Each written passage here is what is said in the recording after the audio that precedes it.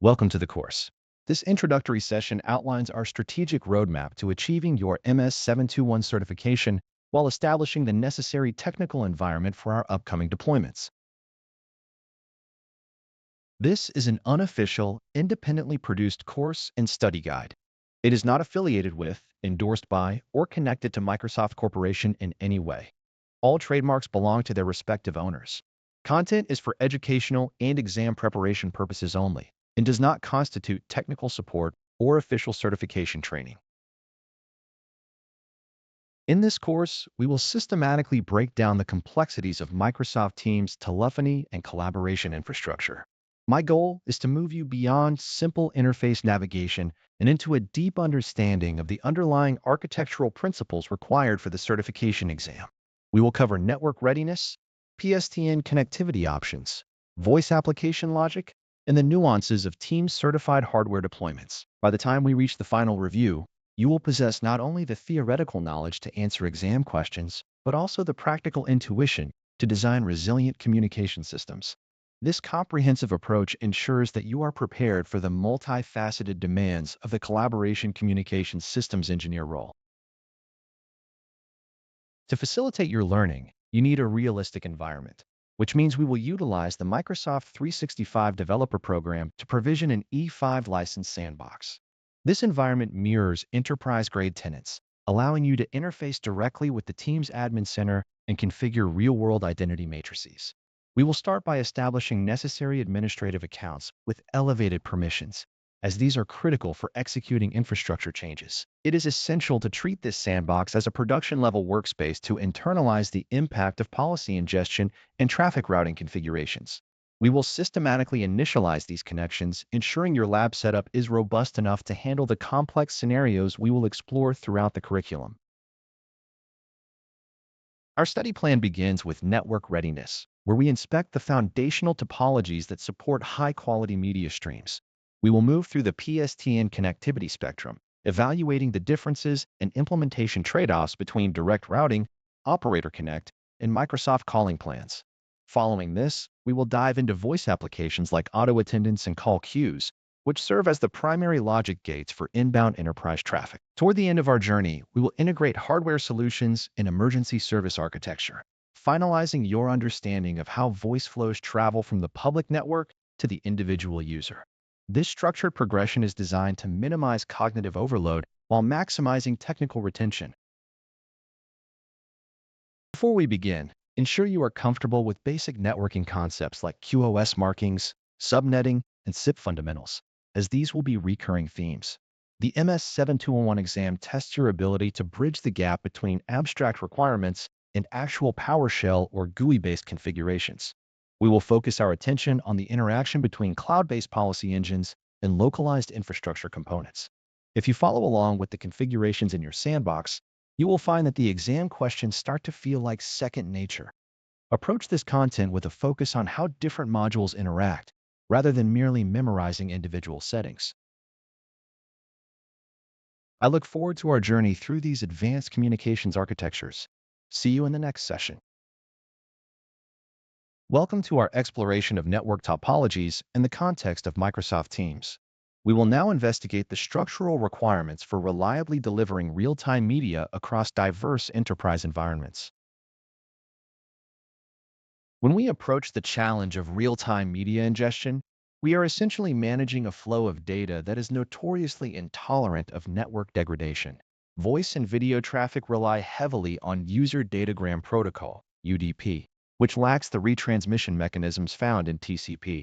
Because discarded packets cannot be recovered in time to maintain a fluid conversation, our network topology must minimize the distance and complexity between the client and the Microsoft 365 cloud edges. In a hybrid enterprise, this implies moving away from traditional tromboning effects, where traffic is backhauled through a central data center before reaching the internet. Instead, we must design for direct internet breakout at the branch site level to ensure that the latency, jitter, and packet loss remain within the strictly defined thresholds required for a high-quality experience. The foundation of any assessment begins with a mathematical model of your sites. We utilize the Teams Network Planner to define persona concurrency models, which translate human behavioral patterns into concrete bandwidth requirements. For instance, a knowledge worker engaged in daily video conferencing has a significantly different throughput signature than a user who primarily uses Teams for asynchronous chat. By inputting the number of users, their specific roles, and the geographical dispersion of your offices, the tool calculates the total capacity needed for ingress and egress. This is not merely an exercise in estimation. It is a critical step in identifying potential bottlenecks before they manifest as user complaints during an all-hands meeting. Once these constraints are understood, we can pivot toward the technical configuration of the boundary. Mapping egress paths requires a disciplined approach to firewall traversal and proxy behavior. Real-time media streams perform best when they traverse the path of least resistance. Intelligent proxy bypassing is essential here, as generic high-latency inspection proxies often strip away the necessary performance optimizations for Teams traffic. By configuring split tunneling where appropriate, we allow the media packets to route directly to Microsoft's public cloud boundary endpoints, bypassing unnecessary hops. We must also explicitly account for the way our firewall policies handle these UDP streams. Modern enterprise architectures increasingly favor SD-WAN deployments that can dynamically prioritize Teams media packets, ensuring that the traffic is not only routed correctly, but also treated with higher priority than lower-tier background data. To validate these architectural decisions, we rely on the Microsoft Teams Network Assessment tool.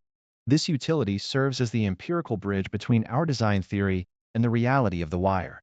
By deploying the assessment agent across various points in the internal network, we can simulate the performance metrics that a Teams client would observe in production. This tool exercises the network by streaming traffic to the service endpoints, allowing us to generate reports on latency, packet loss, and jitter. If the assessment shows jitter exceeding 30 milliseconds or packet loss climbing above 1%, we have a clear directive to investigate our egress paths or traffic shaping policies. This cycle of assessment and refinement is what separates a fragile deployment from one that is truly resilient. Optimizing localized branch configurations involves a shift in how we perceive the network edge. Rather than treating every branch as an extension of a central corporate hub, we should implement a model where the branch acts as an autonomous participant in the Microsoft 365 global network. This involves ensuring that local DNS resolution is optimized, as incorrect resolution can steer the client toward a suboptimal media relay far from the user's true location. Furthermore, implementing diff-serve markings at the access layer ensures that even when the network is congested, the routers and switches recognize the voice and video traffic as high-priority packets that should be processed first. This granular management of the traffic lifecycle is essential for scaling a global collaboration strategy. As we conclude this segment, keep these architectural principles at the forefront of your planning. I will see you in the next lecture. Welcome back. Today, we delve into the mechanics of configuring quality of service to ensure our real-time media streams do not degrade under network congestion. When we talk about quality of service in the context of Microsoft Teams, we are essentially talking about the deliberate prioritization of latency-sensitive traffic over less critical data. Within a multi-tier network architecture, routers and switches are often bombarded with diverse traffic types, from asynchronous file transfers to real-time audio conferencing. Without explicit instruction, networking hardware treats all packets as equal, which inevitably leads to packet loss, jitter, and increased latency for our media streams. To prevent this, we utilize differentiated services code point, or DSCP values to tag packets at the source. By applying these specific tags to audio, video, and screen sharing workloads, we empower our infrastructure to respect the urgency of these communications. Implementing these markers requires a cohesive strategy that spans both the endpoint configuration and the underlying network policy landscape. Achieving control over these streams begins at the source, which, in our case, is often the Teams client itself. We accomplish this by deploying targeted group policy objects that identify the Teams executable binaries and mandate specific DSCP marking behaviors before the traffic ever reaches the network interface. Beyond simple tagging, we must also define explicit transport layer port ranges for our distinct media types. For instance, audio traffic should consistently fall within a designated range, separate from video and application sharing to allow network administrators to apply granular queuing policies. Once the endpoints are correctly marking the traffic, we move the effort to the infrastructure layer, where we configure our edge routers and switches to recognize these specific tags. By mapping these DSCP values to high-priority hardware queues, we ensure that our voice packets skip the line, effectively bypassing the congestion common on constrained wide area network links. Managing these queues is particularly critical when dealing with limited outbound gateway interfaces that might otherwise suffer from buffer bloat. When multiple streams compete for bandwidth, raw throughput is rarely the bottleneck. Rather, it is the queuing delay that destroys the real-time quality of the user experience. By defining explicit media bitrate controls within the team's tenant, we harmonize the traffic load with the available capacity of our circuits. This proactive approach prevents the overflow of outbound buffers and ensures that low-latency UDP streams remain prioritized throughout the ingestion and transmission process. Furthermore, by resolving routing contention at the edge, we minimize the impact of non-real-time traffic that might otherwise jitter or obstruct our media signals. Such optimizations demonstrate why configuring quality of service is a fundamental requirement for any professional managing large-scale enterprise communications. See you in the next lecture. Welcome to our deep dive into network topology configurations within the Microsoft Teams ecosystem. We are going to explore how to architect a logically sound infrastructure to support enterprise-grade voice and video communications. To effectively manage a global enterprise deployment, we must treat the network not as a monolithic entity, but as a collection of well-defined geographic entities. In the Microsoft Teams Admin Center, this begins with defining explicit tenant network sites, regions, and subnet boundaries to track where your traffic originates. By mapping your physical corporate subnet blocks to specific cloud network locations, you provide the system with the necessary context to make intelligent routing and policy decisions. This is not merely about labeling segments. It is about creating a foundational framework that powers location-aware behaviors for your users. When a user connects from a branch office, the system must immediately recognize that site's characteristics, such as available bandwidth or specialized compliance requirements, and adjust the client experience accordingly. This logic relies entirely on the accuracy of your site definitions, which serve as the primary source of truth for the team service when it processes a new connection request. Advanced network roaming policies represent the next evolution in this configuration process, as they allow client functionalities to alter dynamically based on a user's physical location. Consider a scenario where a user travels from a primary headquarters to a restrictive satellite office. Your policy should automatically adapt to these changes without requiring manual intervention from the end user. You achieve this by configuring these policies to react to the subnet boundaries you previously established, ensuring that services like media optimization or localized emergency routing follow the user wherever they go. This dynamic behavior minimizes support overhead while ensuring that compliance and quality of service standards are upheld regardless of where the device is plugged in. By decoupling policy assignment from static user settings and tying it to their actual network footprint, you build a resilient architecture that respects the nuances of your corporate environment. This approach effectively bridges the gap between static policy assignment and the unpredictable nature of hybrid work models in a modern global enterprise. Establishing trusted IP addresses is a critical component of this architecture, as these definitions serve to bypass certain security constraints or trigger localized configurations that would otherwise be blocked. Beyond the basic security implications of multi-factor authentication, trusted IPs play a vital role in enabling accurate geographic reporting and telemetry parsing within the call quality dashboard. When you correctly define your public-facing IP ranges, the underlying analytics engine can correlate stream quality data with specific geographic or physical sites, giving you actionable insights into potential bottlenecks. Without these clear definitions, your telemetry data becomes an abstract collection of numbers that lacks the necessary context to drive informed infrastructure upgrades or optimization efforts. Maintaining a clean database of these IPs acts as a foundational requirement for any large-scale deployment that aims to serve thousands of users across disparate locations. This attention to detail in your topology registry directly influences the quality of the insights you generate later, transforming raw data into meaningful visibility. See you in the next lecture. Welcome back. In this session, we will examine the implementation of the call quality dashboard, specifically focusing on how to transform raw telemetry into a structured map of your physical office locations. If you have ever stared at a report showing high jitter or packet loss but lacked the context to know which department or office floor was suffering, you understand the necessity of the call quality dashboard. The default view in Microsoft 365 provides high-level trends, but it lacks the granular awareness of your specific physical environment.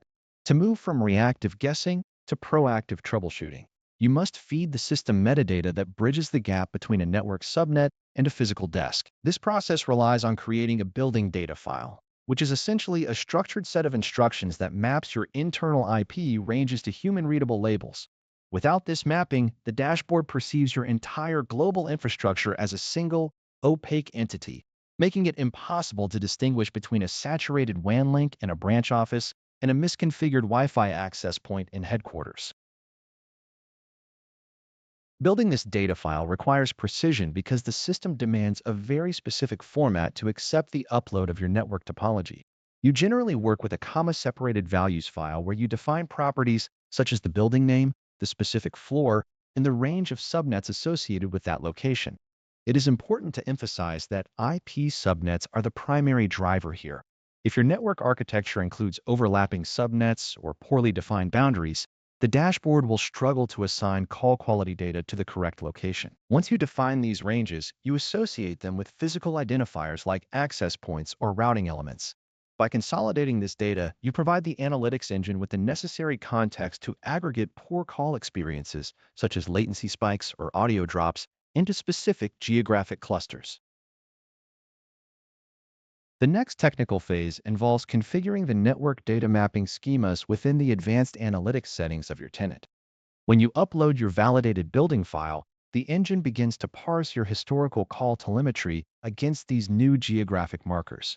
You might encounter situations where the volume of data is high, so testing your import with a subset of your office locations is a sound engineering practice before committing to a full deployment.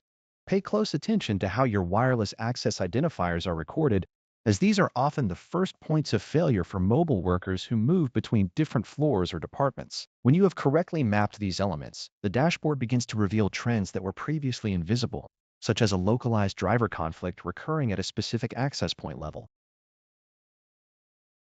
When dealing with large, distributed global offices, the manual overhead of managing these building files can grow quite rapidly. It is a mistake to view the call quality dashboard as a static tool that you configure once and then abandon for years.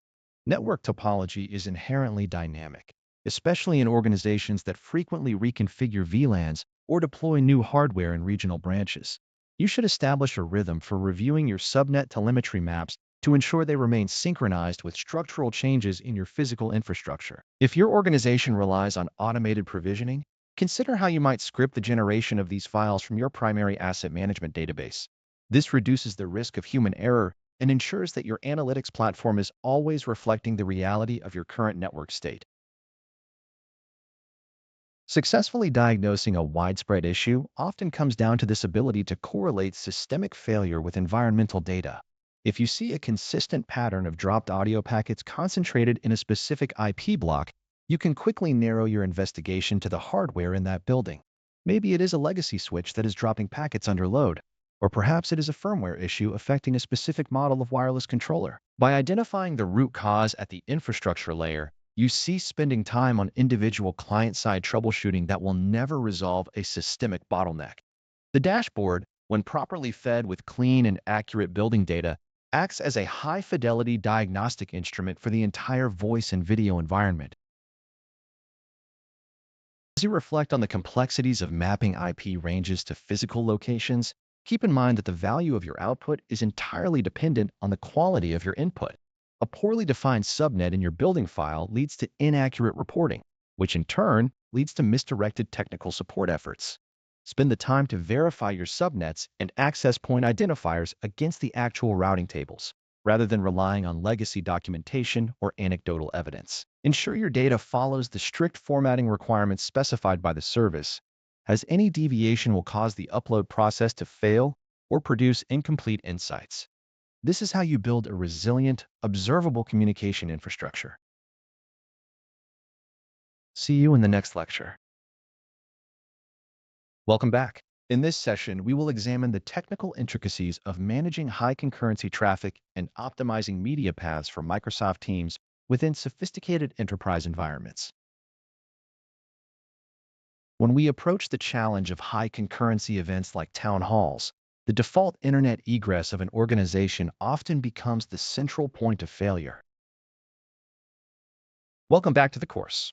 In this chapter, we explore network validation workflows, focusing on the systematic methods required to ensure your enterprise network is truly ready for Microsoft Teams media traffic. When we approach the validation of a cloud-connected network, we often rely on standard connectivity tests that merely verify if a packet can reach its destination. However, for a real-time, high-fidelity workload like Teams voice and video, simple reachability is an insufficient metric for success. We must execute systematic validation scenarios using diagnostic suites that simulate the actual behavior of media streams under load. Synthetic traffic generation is our primary tool here, as it allows us to model the expected RTP port boundaries and codec behaviors before actual users report issues. By injecting controlled traffic patterns into the infrastructure, we can observe how intermediary components like edge firewalls and WAN optimizers treat our media packets. This proactive stance is the only way to gain confidence that your routing architecture will perform predictably when subjected to the erratic nature of live organizational traffic. One of the most persistent challenges in these environments is the misconfiguration of quality of service, specifically faulty DSCP markings that fail to survive the traversal through internal network segments. You must verify that your DSCP markings, typically set to EF for audio and AF41 for video, are not being stripped or remarked by intermediate routers or access control lists. If your firewall has restrictive access control lists that prioritize stateful inspection over performance for these specific UDP streams, you might encounter asymmetric routing. Asymmetric routing is particularly dangerous for Teams media because it often breaks the flow state in firewalls, leading to dropped calls or one-way audio that is notoriously difficult to debug. Investigating these loops requires a granular look at the routing table at every hop to ensure the return path for traffic is strictly mirroring the forward path. Beyond basic routing, we need to address the complexities of roaming policies and geographic association variables managed through PowerShell. Teams relies on these policies to determine the nearest regional media relay or gateway, and an incorrect assignment can force traffic across high-latency geographical links. Using the getcease network site or similar commandlets, you should audit your site and region assignments to ensure that every subnet is correctly correlated with the appropriate local breakout point. Latency regressions often appear only after a production cutover when user density increases, but you can identify these latency risks during validation by measuring round-trip times to the Microsoft 365 IP addresses listed in the official API.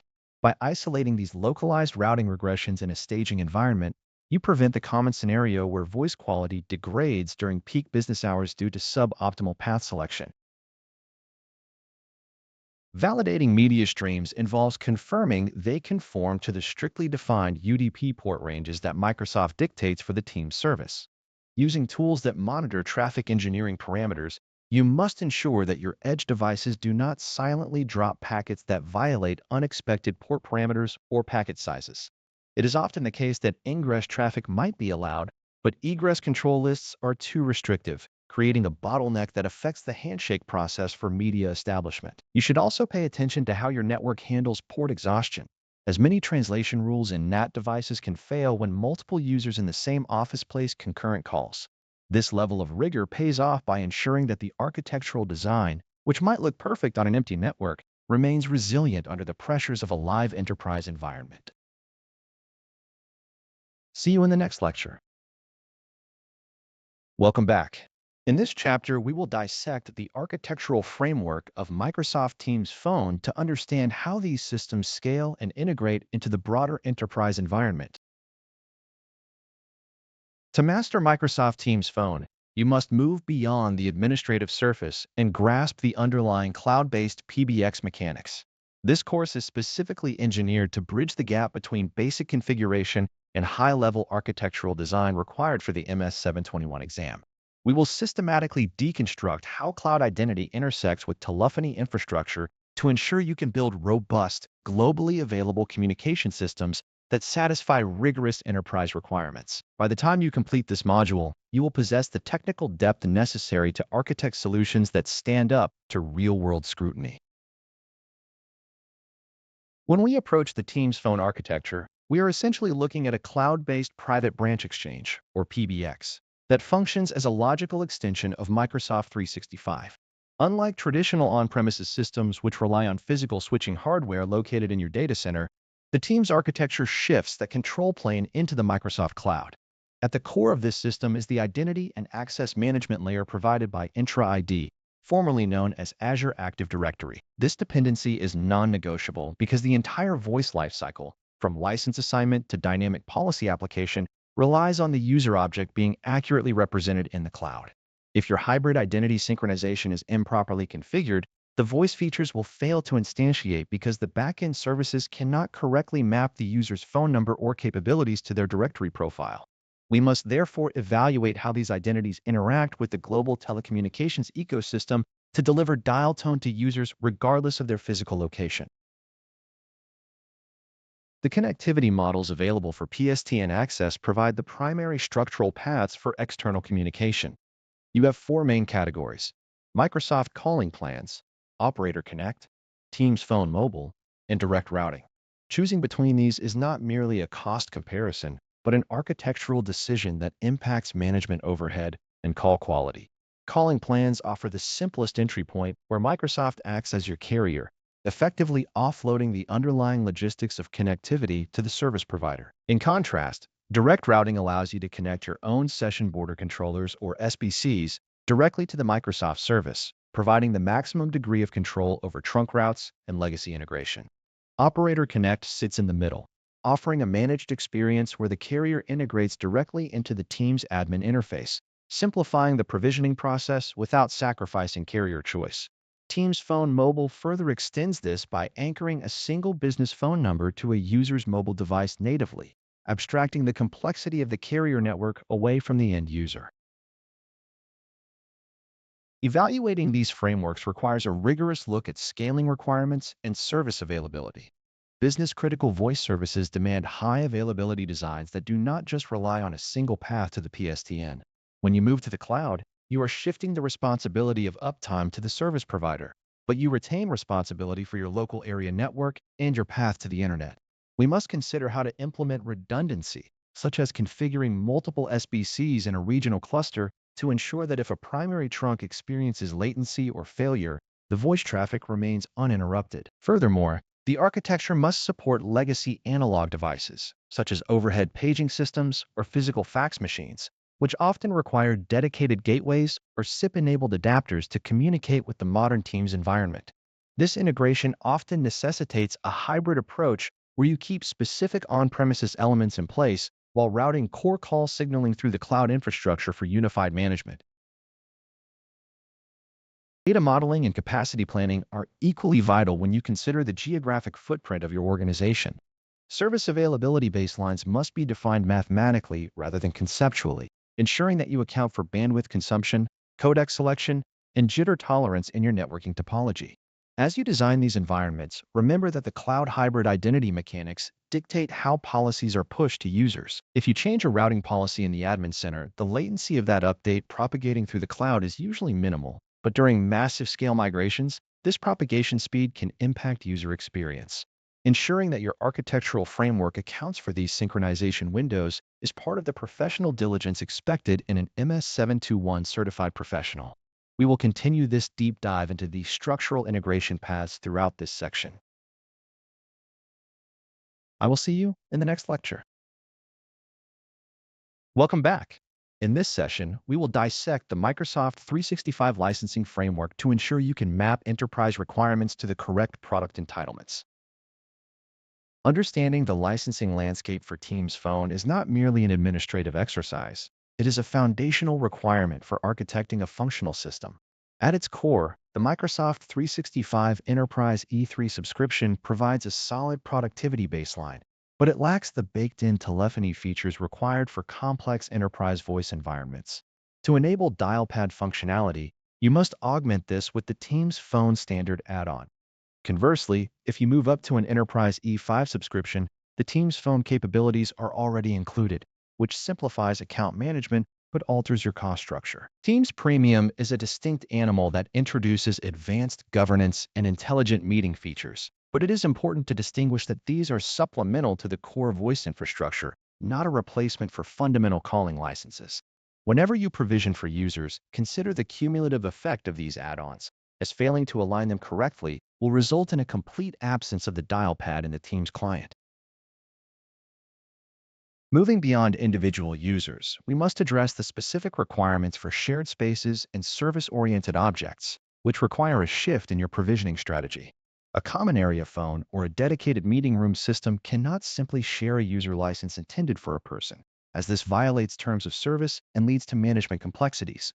Instead, these devices necessitate specific licenses, such as the Teams Shared Devices license or a Teams Rooms Pro subscription, depending on the hardware capabilities and meeting features required. Beyond hardware, you will encounter the need for resource accounts, which serve as the backbone for automated voice applications like auto attendants or call queues. These resource accounts require a dedicated license to function, often provided by the free Microsoft Teams Phone Resource Account license, provided you have at least one paid phone license in your tenant. Failing to assign this resource account license is one of the most common reasons an auto attendant fails to trigger after configuration. Optimization within a large-scale project requires more than just assigning licenses. It demands a strategic alignment of consumption-based billing components. Communication credits are essentially a prepaid wallet that acts as a safety net for your organization, covering international calling costs or overages that exceed your standard monthly domestic calling plan allocations. By utilizing a pay-as-you-go model for specific call routing scenarios, you effectively decouple your fixed monthly licensing costs from the variable nature of long-distance traffic. To keep these costs manageable, you should look at the domestic and international calling plan rules, which dictate how minutes are pooled across a user population. From an operational efficiency perspective, manual assignment is error-prone and brittle, so you should lean heavily into group-based licensing. By mapping your Microsoft Entra ID groups to specific license sets via assigned policies, you automate the provisioning process and ensure that as your organization scales, your licensing posture remains compliant and cost-effective without manual intervention or service disruption. Until next time. Welcome to this exploration of PSTN connectivity profiles, where we bridge the gap between architectural theory and practical implementation. In this chapter, we will master the strategic selection of connectivity pathways to ensure your enterprise voice topology is both resilient and cost-effective. When architecting a voice strategy for modern enterprise environments, the primary objective is to align technical requirements with a chosen PSTN connectivity model that satisfies both compliance and performance metrics. Microsoft offers three core pathways, and the decision-making process should be driven by the existing footprint, geographical distribution, and the desired level of administrative overhead.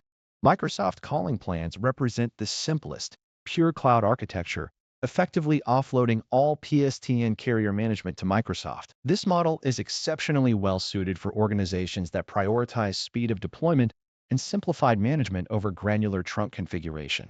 However, geographical availability remains a critical constraint, as you must verify that service is accessible in the specific regions where your users operate. Setting up this architecture involves assigning licenses and provisioning phone numbers directly via the Teams admin portal, essentially treating telephony as an extension of your cloud-based productivity stack. The lack of infrastructure maintenance is a significant gain, provided the cost per minute aligns with your operational budget projections for the fiscal year. Operator Connect offers a middle ground architectural approach by allowing organizations to peer existing carrier backbones directly into their Microsoft tenant. This integration is conceptually similar to a circuit-based peering arrangement where the carrier manages the PSTN interconnection, but the provisioning is handled via the Microsoft Teams admin interface. By using this method, your enterprise can maintain relationships with preferred local carriers while centralizing number management within the familiar Teams environment. The primary advantage here is the reduction of management overhead compared to on-premises solutions while maintaining flexibility in carrier selection. From an architectural perspective, you are essentially offloading the technical burden of trunk management to the service provider, who exposes their services through the Microsoft ecosystem. This allows for a more streamlined procurement process as numbers can be assigned and managed through the same pane of glass as your Microsoft 365 services. It effectively bridges the gap between the full control required for complex voice environments and the inherent simplicity of the cloud-first model provided by native calling plans. Designing robust coexistence models is the final layer of complexity, often requiring a hybrid approach to satisfy the diverse needs of a multinational corporation. For high-density headquarters or large regional campuses, maintaining on-premises session border controllers remains a common requirement, particularly when there is a need for legacy equipment integration or specific local regulation compliance. In these scenarios, direct routing functions as the glue between your session-based private branch exchange or existing SIP trunks in the Microsoft backend. Conversely, for smaller branch offices or remote footprints that lack the infrastructure to sustain local telephony devices, a pure cloud calling topology is almost universally superior.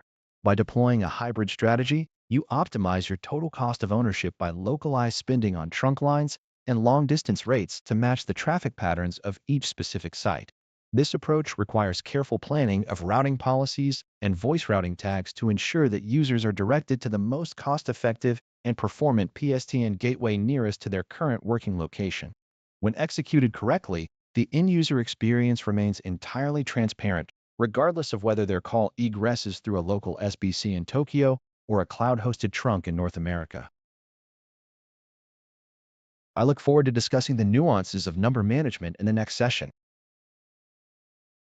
Welcome back. In this chapter, we explore the life cycle of telephone numbers within Microsoft Teams, providing you with the essential knowledge to master numbering management for the certification exam. Managing phone numbers in a cloud environment requires a shift from thinking about physical lines to understanding logical resource allocation. Telephone numbers in Teams are categorized into specific classes, each serving distinct functional purposes that dictate how they can be assigned within your organization. User numbers are generally mapped to individual identities, allowing specific employees to receive and place public switch telephone network calls. Conversely, service numbers are utilized for cloud-based voice applications such as auto attendants or call queues, which require distinct routing logic. Toll-free numbers are another subset of service numbers, often utilized to remove the cost barrier for callers interacting with your support infrastructure. Geocentric allocations remain a constraint based on regulatory requirements, meaning you must assign numbers that correspond to the specific geographic location where a user is deployed or where a service is hosted. Understanding these classifications is fundamentally about ensuring regulatory compliance and operational efficiency within the Microsoft 365 ecosystem. The process of acquiring and managing these assets often begins with understanding local number portability, commonly referred to as LNP. Portability is the administrative and legal mechanism that allows an organization to migrate existing telephone blocks from a legacy telecommunications provider into the cloud ecosystem. When you initiate a port request, you are essentially asking the donor carrier to relinquish control of those numbers to Microsoft, which then hosts them for use in your tenant. This requires precise document reconciliation, where the listed billing address and owner information on your current contract must perfectly match the details provided during the porting request process. Discrepancies here are the most frequent cause of delays, so audits of your legacy invoices are highly recommended before starting the migration. Once the documentation is validated, the porting workflow proceeds through a series of internal transfers that update the global numbering database. This ensures that callers from any provider can successfully terminate their calls at your new cloud-based voice infrastructure. Beyond the initial acquisition, day-to-day management involves configuring ordering workflows and performing geographic address verification. When ordering new numbers through the Teams admin center or an integrated carrier portal, the system requires an emergency service location, often linked to a specific civic address. This is not merely a label, but a dependency for dynamic emergency calling, which must be accurate to ensure first responders can locate users during an incident. You will often find yourself navigating carrier-specific portals for more complex requests that exceed the native capacity of the Microsoft interface. Automating these tasks is highly desirable in large enterprises, where manually assigning numbers via a graphical user interface is prone to human error and scalability bottlenecks. You can utilize the Microsoft Graph API or PowerShell to build assignment scripts that parse your Active Directory attributes, such as department or office location, and automatically assign an available extension to the corresponding user record. This kind of systematic approach reduces the support overhead and ensures that extensions are provisioned in a clean, audit-ready state. See you in the next lecture. Welcome back. In this session, we are going to explore the architecture and configuration of shared calling within Microsoft Teams to optimize how your organization handles outbound PSTN connectivity. Shared calling is a structural shift from the traditional model where every user requires a dedicated PSTN phone number to place outbound calls. By decoupling the identity of the user from the necessity of individual telephone numbers, we can streamline administration significantly. This approach relies on a shared pool of numbers assigned to a specific service or resource account, which acts as the outbound proxy for a group of users. When a user who is enabled for shared calling attempts to make an outbound call, the team service routes that request through a centralized voice route rather than an assigned user-level number. Consequently, the organization reduces the overhead of maintaining massive inventories of DDI numbers that are otherwise underutilized. This architecture is particularly beneficial for large, dense user groups in dynamic environments where staff members do not have a requirement for a fixed, direct inward dial number for their daily communication tasks. The configuration logic begins with the creation and implementation of specific Teams calling policies. You must ensure that the users falling under this shared calling umbrella have the appropriate policy assigned to their identities, enabling the functionality at the client level. Once the policy is active, the underlying routing logic must be tethered to a voice route that points to a specific PSTN usage assigned to that shared resource. You should carefully consider the emergency location mapping during this process. Because the outbound caller ID is being masked, the system needs to know which emergency response location to associate with the call when it leaves the Microsoft cloud. If you fail to configure a proper mapping, you risk compliance failures, as the emergency services might receive incorrect location metadata when a call is placed from a location that differs from the primary billing site. Managing the outbound caller ID override is the next logical step in ensuring a professional and consistent appearance for the organization. You need to configure the outbound caller ID policy to represent the main office or branch number, providing a consistent identity to the call recipient. This mask serves as a crucial abstraction layer, preventing the leak of direct user identity where it is not desired for outbound transactions. When a user makes a call, the Teams phone system performs a lookup and replaces the caller ID with the enterprise trunk number defined in your policy. This is functionally separate from the user's internal Teams presence, which remains useful for internal organization communication without requiring a PSTN equivalent. Designing these policies requires a clear taxonomy of your organizational tiers, as you likely want to restrict these capabilities so that only specific authorized personnel leverage the shared infrastructure while others operate under standard dedicated assignments. Scaling remains a frequently overlooked aspect of shared infrastructure, but it is vital for system stability. Every concurrent outbound call initiated through a shared trunk consumes bandwidth and utilizes the capacity of the PSTN provider's link or the session border controller. You must calculate the expected simultaneous call volume for the specific department or site using shared calling to ensure your concurrent call capacity limit is sufficient. If you exceed the threshold defined by your trunk or provider, subsequent outbound attempts will be rejected by the system, leading to unexpected busy signals for your end users. To mitigate this, monitor the capacity through the Teams admin center and adjust the concurrency limits proactively. By evaluating the historical traffic patterns of your users, you can establish realistic scaling policies that balance cost efficiency with consistent service availability for your workforce. Resource accounts play a pivotal administrative role in tying these components together, especially when you need to support inbound traffic patterns that complement your shared calling outbound flow. Although shared calling is designed primarily for outbound efficiency, users often need to receive calls back, which brings the discussion toward auto attendants and their associated resource accounts. You should provision these accounts with the necessary licenses to ensure they can interact with the team's phone infrastructure without failure. By centralizing the inbound routing logic to these resource accounts, you create a robust fallback mechanism that prevents calls from dropping into a black hole when a customer tries to call the shared number back. The design effectively separates the user identity from the communication line, ensuring that outbound calls can originate from anywhere, while inbound calls are handled by automated voice applications. See you in the next lecture. Welcome back. In this session, we will synthesize our understanding of voice subsystems by focusing specifically on the logical design and integration patterns required for a robust enterprise voice deployment.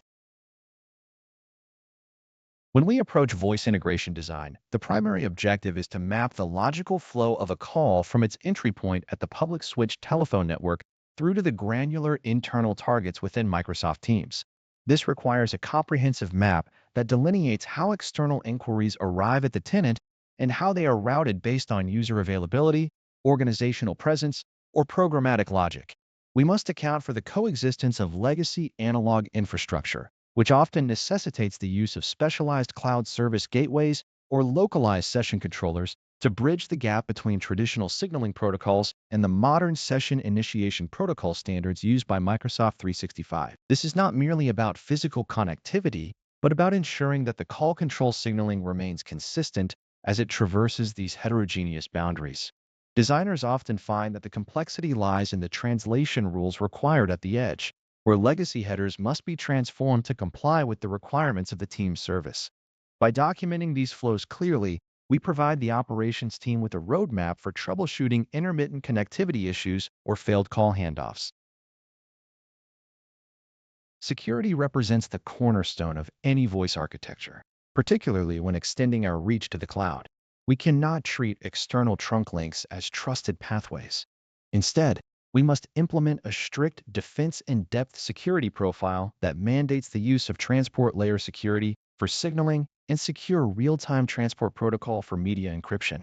Each connectivity point must be hardened to ensure that all session data and voice traffic are encrypted in transit, preventing eavesdropping or interception by malicious actors. In a well-designed architecture, the session border controller acts as a policy enforcement point, ensuring that only authenticated traffic enters the environment and that all encrypted streams adhere to the security mandates defined by our organizational governance.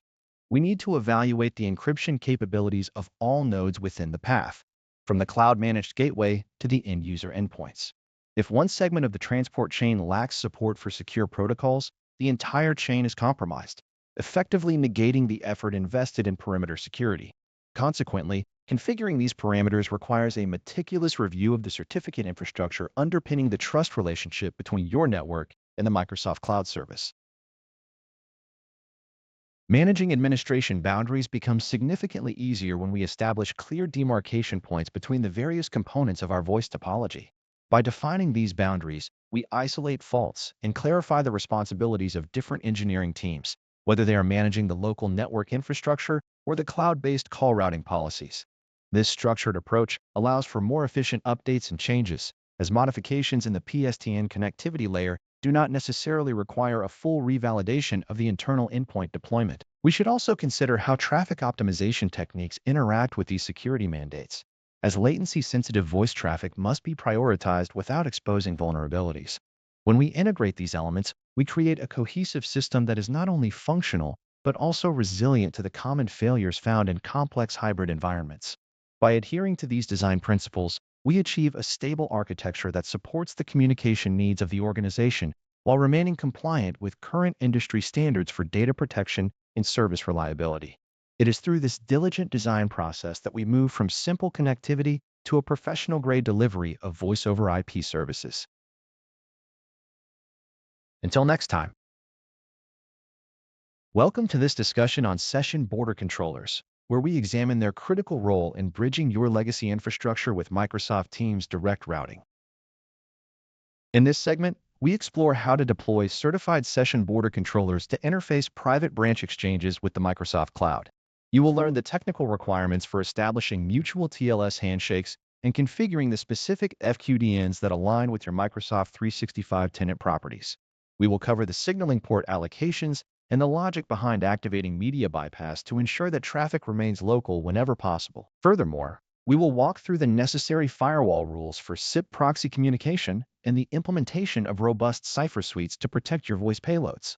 This is a foundational skill set for any engineer tasked with building high availability, secure voice architectures in modern enterprise environments. A session border controller serves as the designated security and connectivity gateway, managing the boundary between your internal network and the public internet or external SIP trunks. When you integrate a third-party SBC with direct routing, the primary challenge is establishing a trusted relationship through certificate management. Microsoft requires a mutual TLS handshake, meaning both the SBC and the Microsoft SIP proxy must present certificates signed by a root CA that is explicitly trusted by the service. You must ensure that the subject alternative name in your certificate matches the fully qualified domain name that you have registered within your tenant. Failing to synchronize these naming conventions often leads to failed trunk registrations, which is a common point of frustration during initial deployment phases. Signaling port allocation is another area that frequently causes connectivity issues if not carefully planned during the deployment phase. Direct routing requires signaling traffic to flow over TCP port 5061, which is the standard for secure SIP communications. When you configure your firewall, you must allow bidirectional traffic between your local SBC and the specific Microsoft SIP proxy IP addresses, which are frequently subject to change. It is not sufficient to simply open port 5061. You must be granular about the source and destination ranges defined in the Microsoft documentation to maintain security posture. Additionally, you should evaluate your current cryptographic cipher suites to adhere to the TLS 1.2 requirement, as older, insecure protocols will be rejected by the cloud gateway during the handshake process. Once signaling is established, the configuration of media flows becomes the next logical hurdle to overcome. Media bypass is a critical feature that allows the media traffic to flow directly between the client endpoint and the SBC, effectively bypassing the Microsoft Cloud infrastructure. By keeping the media path local to the network segment, you reduce latency and minimize the processing overhead for voice packets, which directly results in higher call quality. You need to verify that your SBC can handle the NAT traversal necessary for internal and external endpoints while maintaining the integrity of the media stream.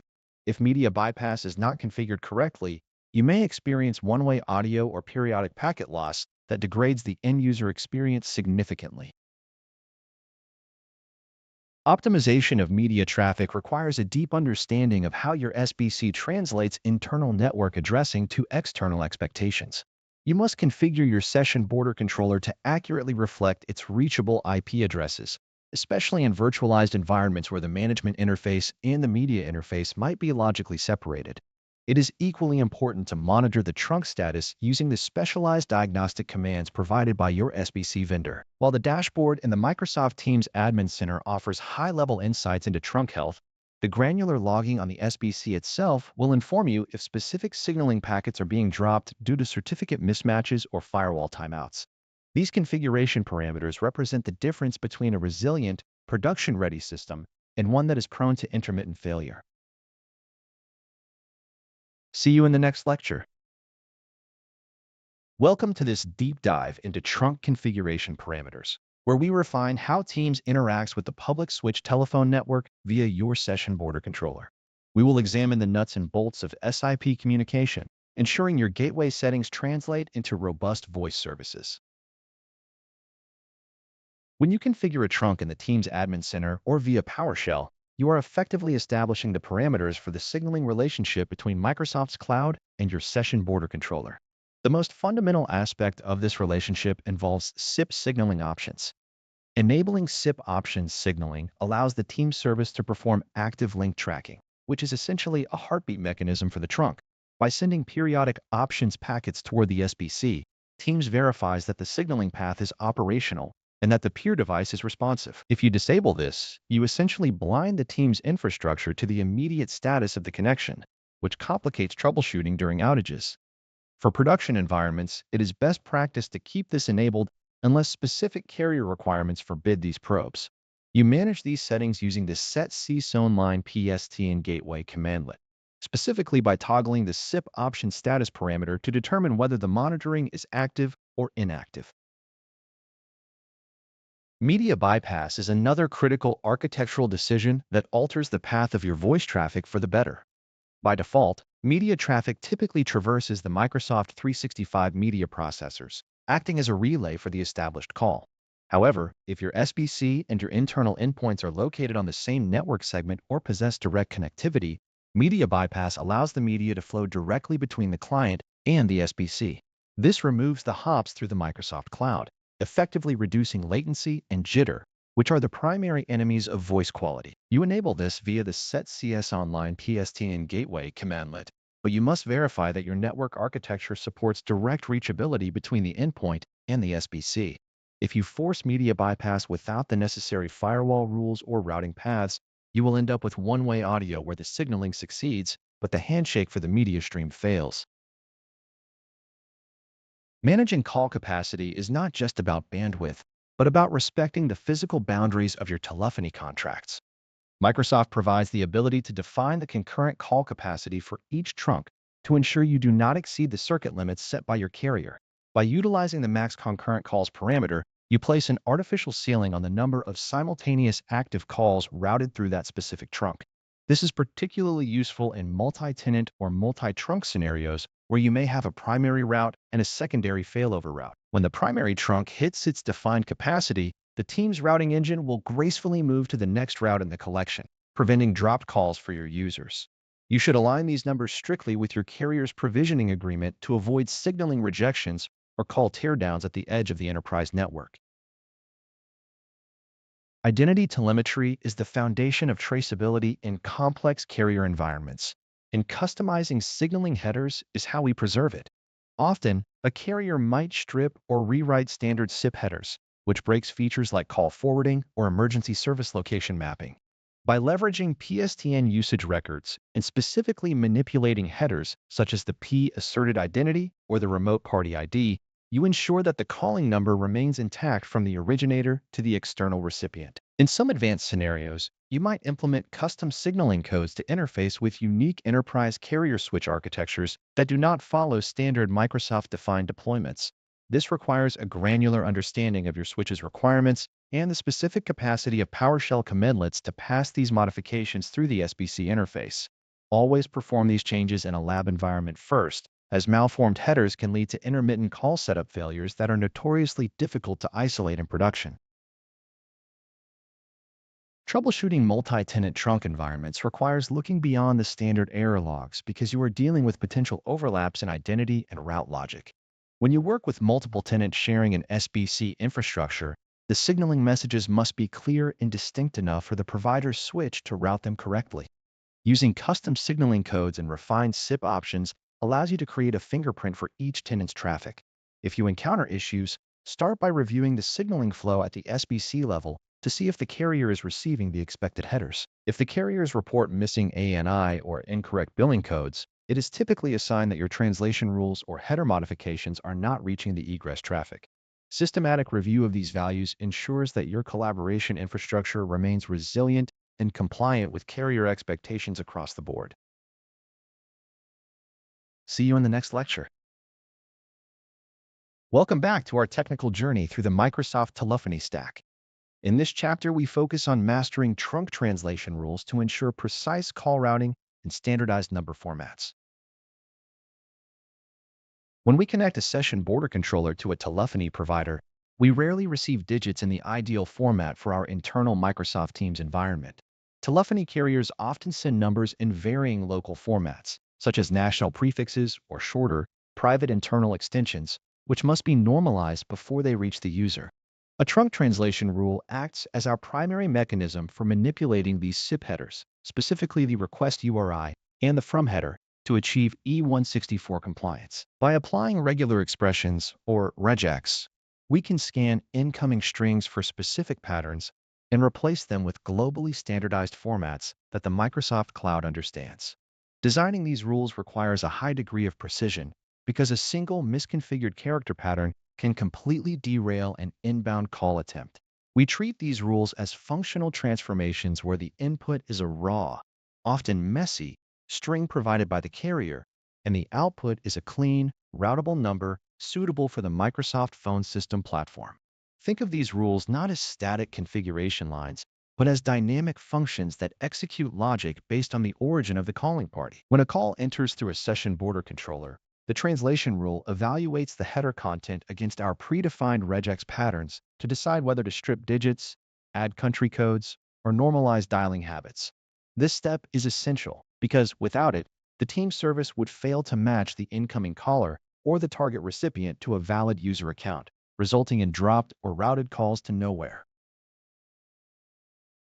To implement these rules effectively, one must understand how regular expressions operate within the scope of PowerShell's configuration commandlets for direct routing. We typically define a pattern to match a portion of the string, such as a localized trunk dial prefix, and then specify a translation string to reconstruct it. For example, if a provider sends a number starting with a 0 for a national call, our translation rule must strip that 0 and prepend our specific country code to meet the international standard. Beyond simple prefix manipulation, we can also handle complex scenarios like multi-tenant routing where specific internal extensions need to be routed to specific subsets of users. The translation rule effectively acts as a bridge between the provider's unique interpretation of telephony standards and the global requirements of an E164 environment. We often find that managing these patterns becomes increasingly complex as the number of disparate geographic sites grows within an organization. Consequently, we must maintain a clear mapping of every entry point into our environment to avoid conflicts where one rule might inadvertently shadow another rule intended for a different trunk. Validation remains our most critical safeguard in this process, ensuring that the intended logic actually produces the expected outcome before these rules become part of the production call path. Validation logic is a practice that separates robust enterprise designs from those prone to unexpected outages and intermittent failures.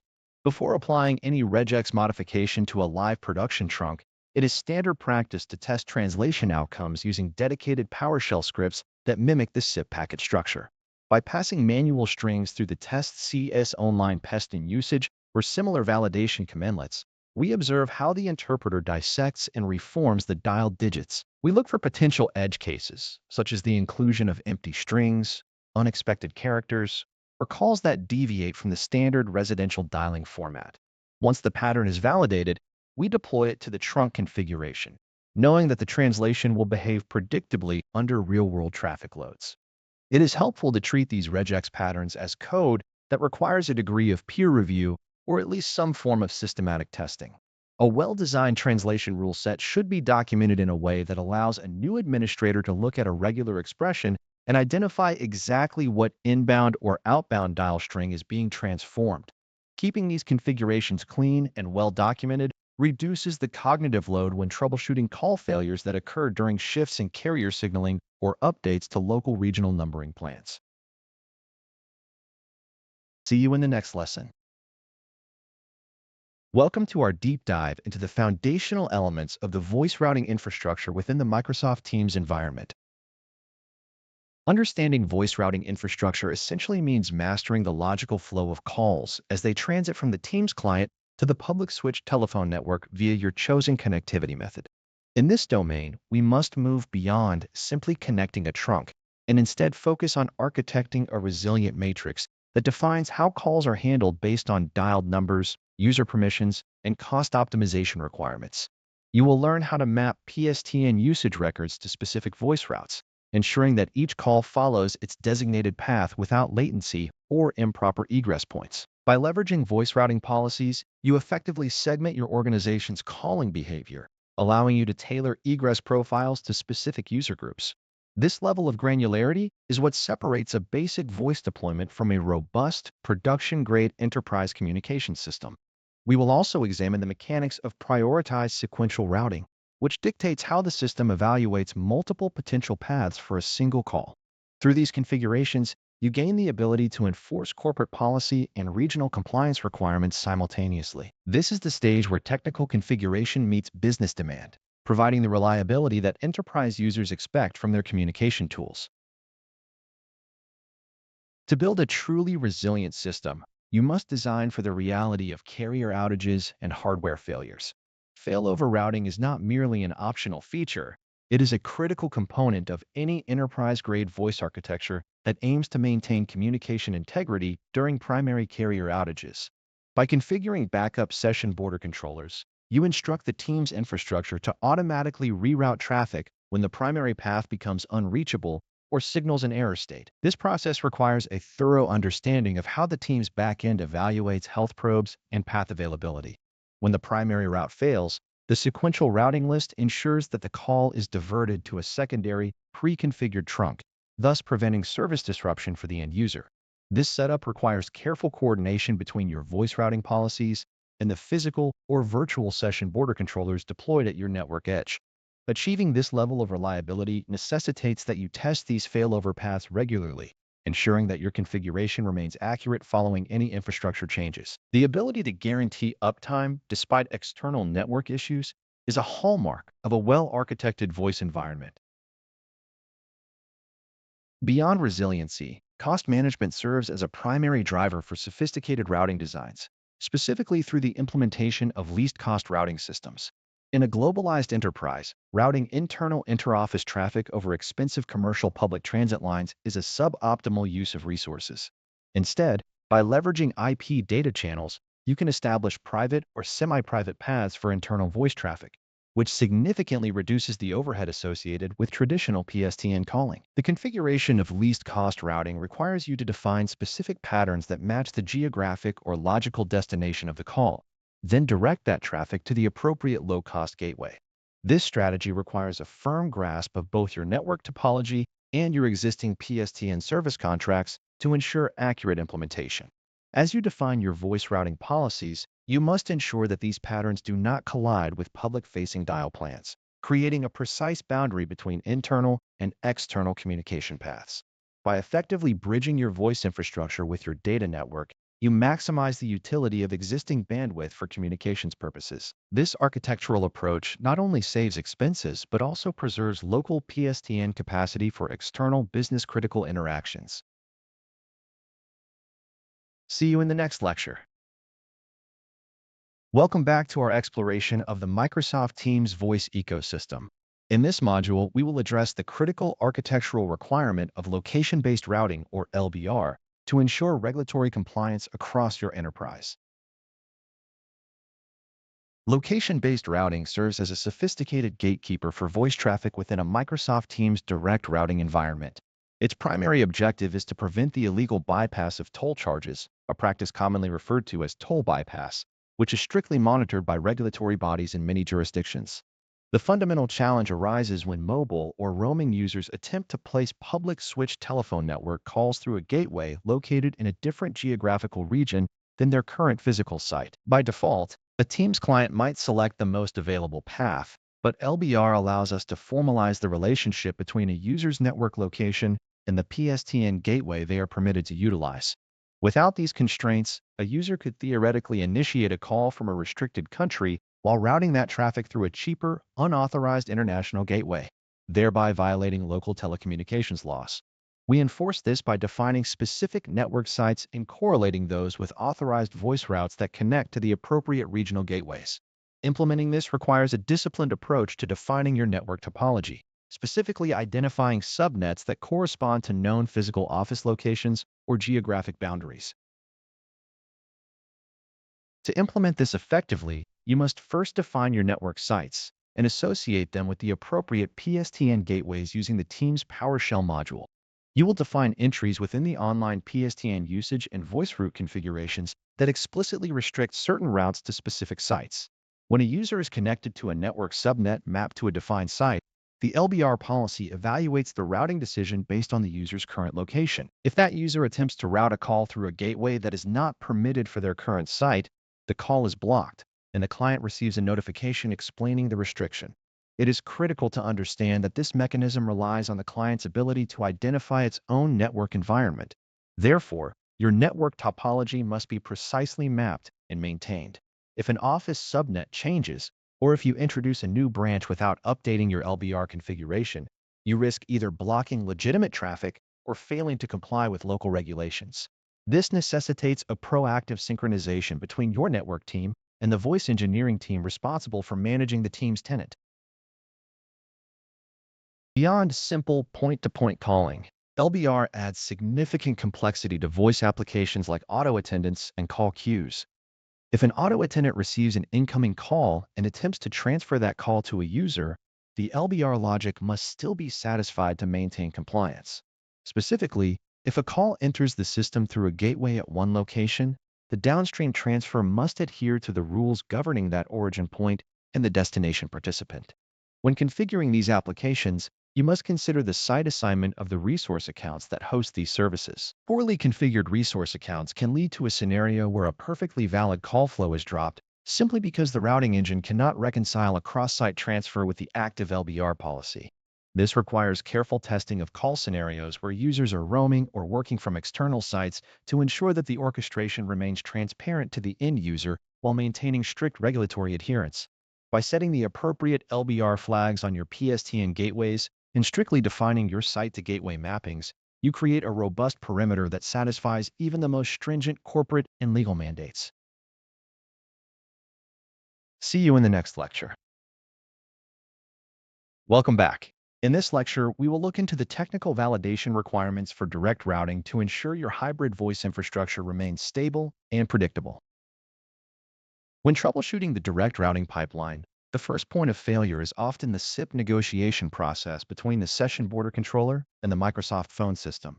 You should begin your validation by extracting logs directly from the SBC, as these provide the raw handshake data that often reveals subtle mismatches in transport layer security or protocol implementation. It is crucial to monitor the SIP options messages, as these are the heartbeat of the trunk. If you fail to see a 200 OK response, the underlying issue is likely a certificate validation failure or a firewall traversal blocking the traffic. Once the trunk is verified as signaling correctly, your attention must shift to the media layer, specifically the SDP offer and answer exchange. Codec mismatches frequently occur here because the SBC may offer a wide range of codecs, while the Microsoft service might expect a specific subset, such as G711 or G7299. If the signaling succeeds but no media flows, verify that the public IP address provided in the SDP connection information is reachable and correctly mapped through any requisite NAT devices. Interpreting standard SIP error responses is a fundamental skill for any engineer managing direct routing, as these status codes act as your primary diagnostic map. A 4XX response generally indicates a client-side error, which often stems from issues like malformed request URIs or improper transformation of phone numbers into E164 format.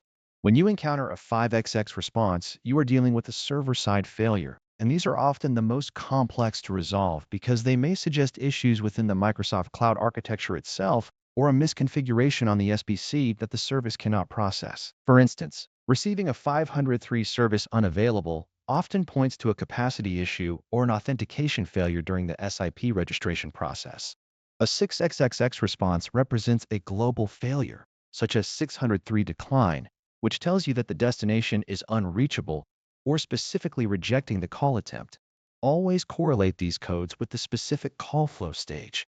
Knowing whether the error occurred during the invite, the provisional delivery, or the final response stage allows you to narrow down whether the issue resides in the routing policy or the destination endpoint. For organizations requiring total infrastructure resiliency, verifying the survivable branch appliance integration is a necessity rather than an optional safeguard. The SBA is designed to maintain local dialing capabilities even when the connection to the Microsoft 365 cloud is lost, but this functionality relies on proper configuration of the local gateway and the cached policy data. During your validation, simulate a WAN failure to ensure that the internal endpoints automatically fail over to the SBA without user intervention or manual reprovisioning. You must audit the call preservation functionality by checking if active calls are dropped or successfully maintained when the primary signaling path is disrupted. This involves examining the PSTN gateway status within the local environment and ensuring that the survival service is actively monitoring the health of the connection to the cloud components. Failing to test these edge cases often results in the assumption of redundancy where only theoretical, rather than functional, resiliency exists. See you in the next lecture. Welcome.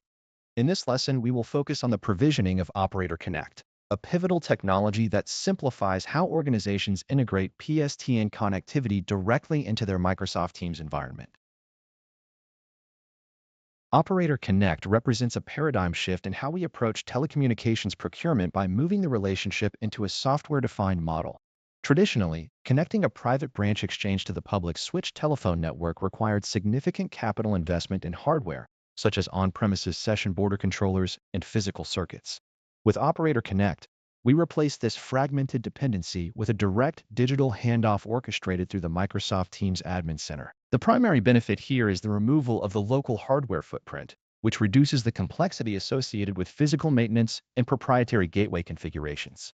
You are essentially delegating the heavy lifting of carrier-grade infrastructure to authorized operators who have integrated their networks directly with the Microsoft Cloud architecture.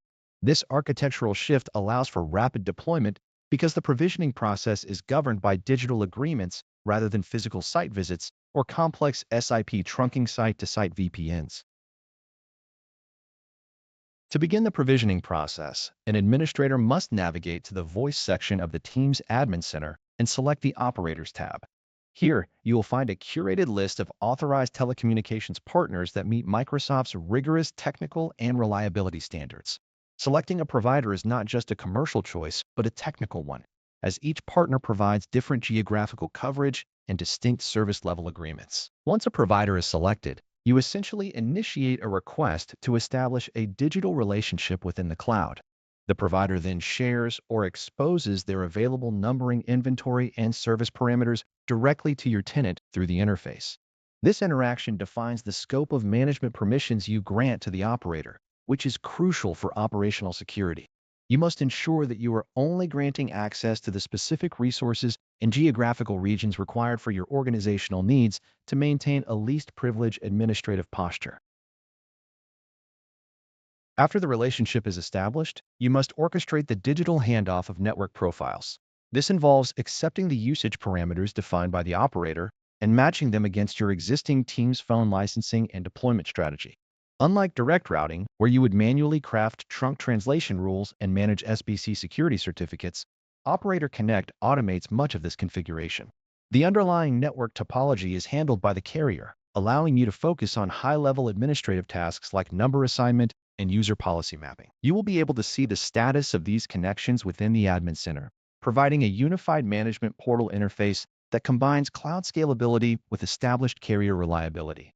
If a particular region requires specific emergency calling routing or international access profiles, these are managed through the dashboard as well, consolidating what was once a spreadsheet-heavy workflow into a centralized management plane. Managing tenant relationship permission should be treated with the same rigor you would apply to any other cloud service integration.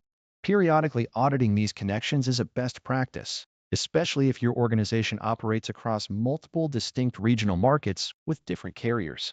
Because the configuration is entirely software-defined, the agility provided by this model allows you to pivot quickly if a provider changes their service offerings or if your business requirements shift to new territories. You are effectively shifting your operational overhead from managing signaling protocols to managing your strategic telecommunications partnerships. By stripping away the need for local hardware, you eliminate the risk of single points of failure related to on-premises gateway malfunctions and rely instead on the carrier's redundant global infrastructure. This makes the overall architecture significantly more resilient and easier to audit when you need to demonstrate compliance with organizational telephony policies. See you in the next lecture. Welcome back. In this lesson, we explore Teams Phone Mobile, a solution designed to unify your corporate telephony identity with a mobile network SIM profile. Teams Phone Mobile represents a fundamental shift in how we perceive the boundary between the corporate desk phone and the mobile handset. Traditionally, organizations struggled with dual identity management, where users maintained separate business and personal numbers or relied on applications that occasionally lagged behind native dialer capabilities. With Teams Phone Mobile, the SIM card provided by a participating carrier is directly linked to the Microsoft 365 identity of the user. This means the native dialer on the mobile device becomes an extension of the Microsoft Teams infrastructure. When a call arrives, it hits the mobile network and simultaneously signals the Teams service, allowing the call to be routed based on the user's current status and policy configurations. The integration occurs at the carrier level, which removes the need for additional software to register calls or manage presence, as the signaling stays within the provider's voice core. This convergence ensures that the user's work phone number is attached to a physical SIM, effectively making the mobile device a first-class citizen in the voice architecture. To implement this, you must coordinate with a supported mobile operator to provision the necessary SIM profiles within the Microsoft Teams Admin Center. The provisioning process involves assigning a Teams Phone mobile-enabled number to the user's account, which then acts as a bridge between the operator's IMS network and the cloud-based Teams platform. From a policy perspective, you are essentially defining how the mobile device behaves as an endpoint alongside the desktop application and other Teams-enabled hardware. You can apply standard voice routing policies to these mobile devices just as you would for any other user, ensuring that outbound calls originating from the native dialer present the corporate caller ID. This identity consistency is critical for users who need to maintain a professional appearance while being mobile, as recipients see the same corporate number regardless of whether the call originated from a desk phone or a cellular device. Furthermore, because the mobile network handles the voice path, you gain the stability of a carrier-grade voice connection while maintaining the management benefits of the cloud-based environment. A significant advantage of this architecture is the handling of corporate compliance requirements, such as call recording, for native cellular traffic. Because the call is routed through the carrier's infrastructure while staying tied to the team's identity, you can ensure that the call recording policies defined in your Microsoft 365 tenant are enforced. When a user makes or receives a call, the signaling effectively traverses the connection between the operator and Microsoft, allowing the compliance recording service to intercept and archive the communication stream. This eliminates the blind spot that often exists when users initiate work calls via their personal mobile dialer outside of the Teams application. By enforcing these rules at the network level, you standardize your compliance posture across the entire organization, regardless of the physical device or the specific radio access network a user is currently leveraging. It also assists in preventing data leakage, as the voice stream is governed by the same tenant policies that apply to your internal meetings and VoIP calls. Status synchronization is another area where this solution proves its value by ensuring that the present state of the user is respected across different network types. If a user is on a mobile call using their native dialer, that status is communicated to the Teams service, which then updates the user's presence to "in a call" across all their other devices. Consequently, colleagues attempting to initiate a Teams call will see that the user is busy, preventing the frustration of simultaneous line overrides or unwanted interruptions. This synchronization is not merely a client-side update, but rather a result of the integration between the carrier's voice network and the Microsoft Cloud Service infrastructure. You manage these interactions through the global telecom hierarchy, where you define the device identities and operational boundaries for each SIM. It requires careful planning of your outbound number presentation, as you must configure these identities in a way that respects the regulatory requirements of different regions while providing a unified experience for the end user.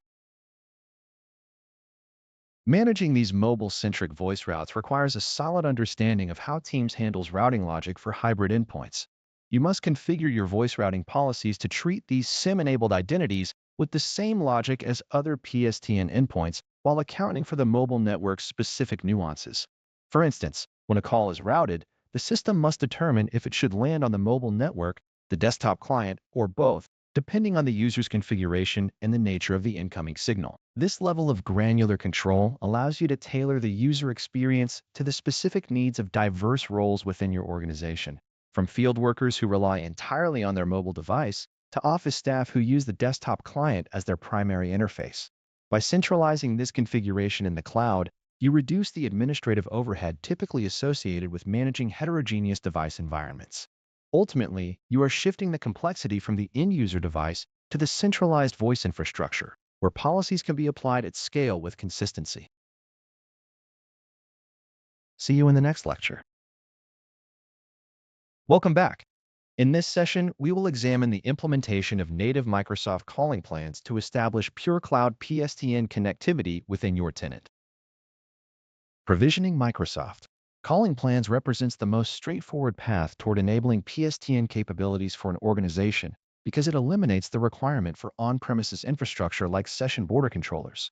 When you decide to utilize calling plans, you are effectively shifting the burden of PSTN connectivity and maintenance to Microsoft. Your primary task involves navigating the team's admin center to acquire new phone numbers or managing the porting process for existing geographic assets. Procurement is done through the Microsoft 365 Admin Center, where you select the specific country or region and the quantity of numbers required for your user base. It is worth noting that porting requests require a specific documentation process, often involving a letter of authorization to prove you own the numbers you wish to transfer from your incumbent carrier. Once the numbers are acquired, they reside in your tenant as an inventory pool waiting to be assigned to specific users. This decoupling of procurement from assignment provides a clean workflow for administrators managing large-scale global deployments. After securing the numbers, you must focus on the financial framework and billing structure that governs consumption. Microsoft enables calling capability through the use of communication credits, which are essential for covering per-minute charges that fall outside the scope of base monthly subscriptions. You should configure these credits to replenish automatically to prevent service interruptions during peak business hours. These billing profiles can be mapped to organizational cost centers, allowing for granular reporting that aligns with your company's internal accounting requirements. By utilizing advanced administrative portals, you can track consumption history, which helps in identifying optimal licensing levels for different geographic offices. If a specific office consistently exceeds its allotted minutes, you might find that upgrading the calling plan tier or reassigning users leads to a more efficient cost distribution. Tracking these metrics ensures that you remain within budgetary constraints while maintaining high-quality voice services. Geographic restrictions are a critical component of policy enforcement to prevent unauthorized toll costs.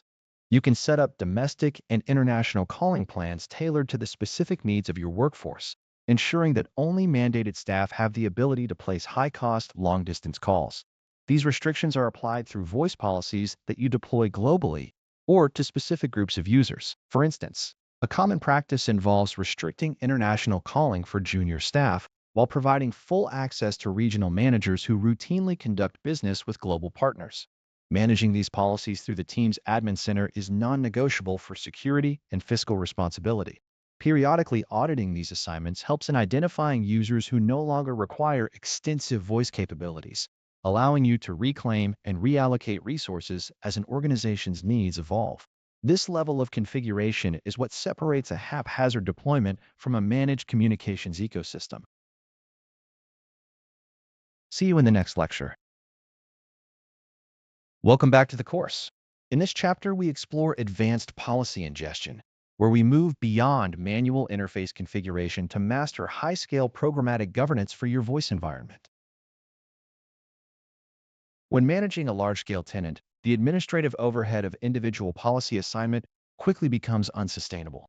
We must transition toward a model where our governance rules, such as call forwarding restrictions or delegation patterns, are enforced through automated PowerShell pipelines.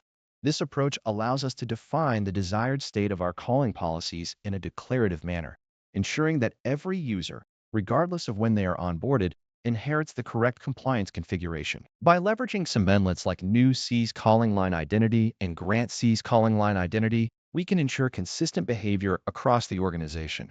The goal is to move away from manual GUI interactions and towards scripts that act as a single source of truth for our organizational rules. When you treat your configuration as code, you gain the ability to audit changes through version control systems, which is an essential practice for maintaining security standards in Teams Phone. To implement custom calling policies effectively, we first define the granular controls governing specific features like simultaneous ringing and cloud voicemail. These policies serve as the gatekeepers for user behavior, and when deployed at scale, they enforce corporate standards regarding who can receive calls and where those calls can be redirected. For instance, you might want to restrict external call forwarding for high security groups to prevent sensitive information from leaving the organization via a personal mobile redirection. By using the set C's calling line identity or set C's Teams calling policy commandlets, we can define a consistent policy set that programmatically adapts to different user personas. Automation allows us to apply these policies in bulk, meaning that if a regulatory update requires an immediate change to call forwarding patterns, we can propagate those updates to thousands of users in minutes rather than hours. This level of agility is fundamentally what keeps a modern, distributed enterprise secure and compliant. Caller ID policy management is perhaps the area where programmatic control provides the most immediate, tangible value for an organization. We use these policies to mask internal extensions and present a professional, unified corporate identity to the public, or conversely, to ensure specific service lines are correctly identified. Beyond simple identity presentation, we must also consider the growing threat of malicious robocalls, which can be mitigated by enforcing inbound blocking profiles. By using structural regex strings within our blocking profiles, we can systematically neutralize entire telemarketing number ranges before they ever reach an end-user device. This requires constructing robust patterns that match the E164 formats utilized in direct routing or operator connect scenarios. Refining these regex strings is an exercise in precision, as an overly broad match could accidentally block legitimate incoming traffic from critical business partners or regional vendors. The actual ingestion process relies on a well-structured script that reads from a trusted source, such as a CSV manifest or an HR database, to determine policy assignments. You might consider wrapping these chemedlets within internal PowerShell modules that include robust error handling to manage instances where a user identity might be missing or a license for phone system is absent. Logging is another indispensable part of the workflow. You should always capture the outcome of your policy assignments to a flat file to verify that the API calls return the expected results. If you adopt a modular design for these scripts, you can maintain separate functions for policy definition and policy deployment, which makes testing and validation much easier in a lab environment. Keep in mind that changes to calling policies may not propagate instantly across the Microsoft 365 global network, so you need to account for propagation delay within your automation logic. Developing this level of programmatic fluency is what separates an administrator who simply manages a tenant from a true communication systems engineer who governs it. See you in the next lecture. Welcome back to our exploration of modern communication infrastructures within the Microsoft ecosystem. In this session, we investigate the architecturally nuanced implementation of text messaging capabilities for enterprise-grade Teams environments. When we discuss SMS deployment architecture, we are essentially extending the reach of the Teams phone system beyond real-time voice into asynchronous text-based engagement. The architectural foundation relies heavily on your choice of PSTN connectivity, specifically leveraging Microsoft calling plans or authorized operator connect providers. Unlike traditional consumer-grade messaging, the enterprise implementation requires a rigorous validation process to ensure that your service numbers can support carrier-grade SMS traffic. From an architectural perspective, you must confirm that the underlying E164 number inventory is configured for text capabilities, which is a property managed at the service level within the tenant. When utilizing Operator Connect, this often involves the synchronization of specific operator-provided APIs that map the messaging traffic directly to the Microsoft Cloud service, effectively bypassing the complexities of legacy third-party gateways. Compliance is not an incidental concern, but rather the central pillar of the deployment design. Because text messages function as legal and formal business communications, you must ensure that all inbound and outbound telemetry is captured and stored in accordance with your organization's data retention policies. This is achieved by mapping your team's messaging workload to the Microsoft Purview Compliance Center, where e-discovery and audit logging can be centralized. I recommend that you configure your automated routing parameters not just for deliverability, but for regulatory logging. If you are handling sensitive consumer data, the architecture must account for the encryption of these message logs at rest and in transit. By systematically tying the messaging service to the centralized compliance suite, you gain a unified pane of glass for monitoring, which is critical when dealing with potential audit requests or regulatory inquiries regarding message origin and delivery status. For organizations requiring higher throughput or branded interactions, shortcode provisioning represents a specialized branch of this architecture. Unlike standard long code numbers, shortcodes are 5 or 6-digit numbers that provide increased deliverability and throughput for high-volume automated messaging campaigns. The provisioning path for these resources is significantly more rigorous, requiring application and approval from major carriers to ensure that the content being sent adheres to anti-spam guidelines and legitimate business usage patterns. Before you initiate a short code request, you must evaluate whether the business case justifies the management overhead, as these numbers are regulated more strictly than standard user-assigned numbers. Once approved, the routing logic within your communication profile must be updated to ensure that messages originating from these shortcodes are correctly attributed to the appropriate resource accounts or service identities. Client-side functionality acts as the final interface for this architecture, and its complexity should not be underestimated. Each endpoint, whether a native desktop app, a web-based client, or a mobile application, interprets these message streams through the standard Microsoft Teams messaging infrastructure. You need to implement communication profiles that explicitly enable SMS features for specific frontline user populations, ensuring that access is granted based on the principle of least privilege. If a user is not properly licensed or lacks the correct communication profile, the messaging interface will simply fail to surface the SMS capabilities, leading to unnecessary support tickets.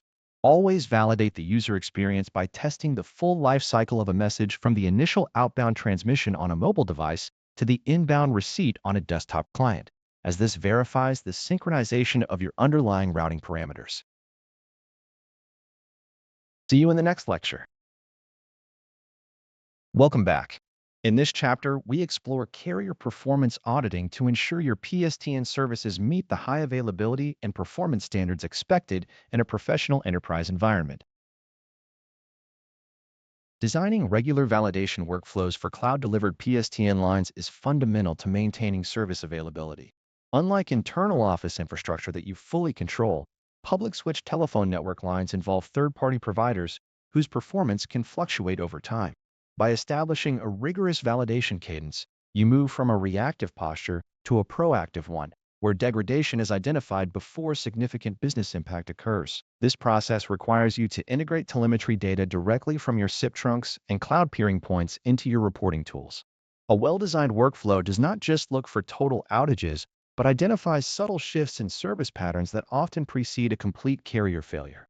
You must ensure that these workflows are automated, consistent, and capable of generating actionable insights for both your internal networking team and your external carrier partners. To identify the root cause of connectivity issues, you must learn to distinguish between local infrastructure failures and external service degradation. Call failure telemetry provides the raw data needed to isolate these issues, and your primary focus should be on interpreting SIP response codes effectively. Signals such as 503 service unavailable or 504 server timeout often originate from carrier gateways, whereas specific 4XX codes might point toward internal routing or configuration discrepancies. Monitoring post-dial delay trends is equally critical, as an increasing PDD often serves as an early indicator of congestion within the provider's transit network. By aggregating these metrics, you can create a baseline of expected performance that allows you to pinpoint exactly where a call flow is being interrupted. This disciplined approach to data analysis prevents wasted cycles troubleshooting local firewalls when the actual burden lies with the regional operator's peering point. Creating robust alerting structures is your best mechanism for maintaining high performance across your telecommunications footprint. These alerts must be configured to trigger based on programmatic performance drops rather than simple binary state changes. A minor latency spike might not trigger a critical alert, but a consistent trend of increased packet loss or jitter across a specific operator's pipeline should immediately notify your voice engineering team. You should implement multi-point monitoring strategies to compare performance across different provider pipelines simultaneously. If one carrier shows degradation while others remain stable, you have immediate evidence to initiate a support ticket with the underperforming vendor using factual, time-stamped proof of non-compliance with your established service level agreements. This level of technical oversight transforms your telephony environment into a resilient system capable of surviving the inevitable fluctuations of public network transit. See you in the next lecture. Welcome to the chapter on resource account infrastructure. In this section, we will master the technical foundations required to deploy and manage the structural anchors for your organization's voice applications. When we talk about resource accounts, we are essentially discussing a specialized Active Directory object that serves as the identity container for services like auto attendants and call queues. Unlike a standard user account, a resource account is non-interactive, meaning you do not log into it using a password in the traditional sense. These identities act as the structural anchors for your telephony stack, and they require a specific licensing assignment to function within the Microsoft Teams ecosystem. If you fail to provision the Microsoft Teams phone resource account license, the application will simply refuse to initiate, leaving your call flow logic stagnant. Think of this as the difference between a physical desk phone and a virtualized receptionist. The virtual entity needs a valid, compliant identity to be reachable by the public switch telephone network or your internal users. By managing these through administrative command lines, you ensure consistent configuration across the tenant, which is critical when you have complex call flows that span multiple regions or departments. The binding process is the next logical step, where you assign either a public telephone number or a local routing extension to these unique containers. This mapping creates the specific entry point for your inbound traffic, essentially telling the platform which resource account handles a call coming from the public PSTN or another team's endpoint. It is important to emphasize that this mapping happens directly against the object itself, effectively turning that identity into a reachable node. When you are performing these configurations, you must also be mindful of the mapping of application permissions within the Azure Active Directory. Without these specific permissions, the resource account might exist and hold a number, but it will lack the functional authority to engage with the call processing engine. This is where security properties come into play, as you must strictly isolate these nodes from any standard user interface capabilities to prevent accidental modification or unauthorized tampering. Managing these objects via PowerShell provides the most granular control, allowing you to bridge the gap between simple identity creation and complex voice routing requirements. You will use the new CA Online application instance command to establish the anchor and subsequently the set CA Online application instance to define the specific voice functionalities. This programmatic approach ensures that your infrastructure is idempotent and easily reproducible, which is a hallmark of a robust collaboration system. By treating these accounts as infrastructure as code, you reduce the surface area from manual configuration errors that often lead to dropped calls or routing instability.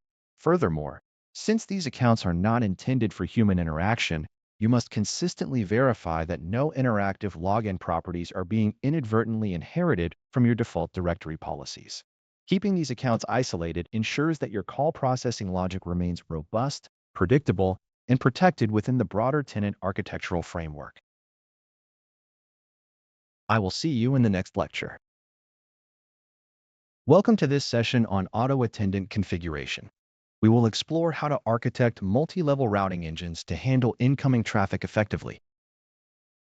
An auto attendant serves as the virtual receptionist for your organization, acting as the primary interface between external callers and your internal communication infrastructure.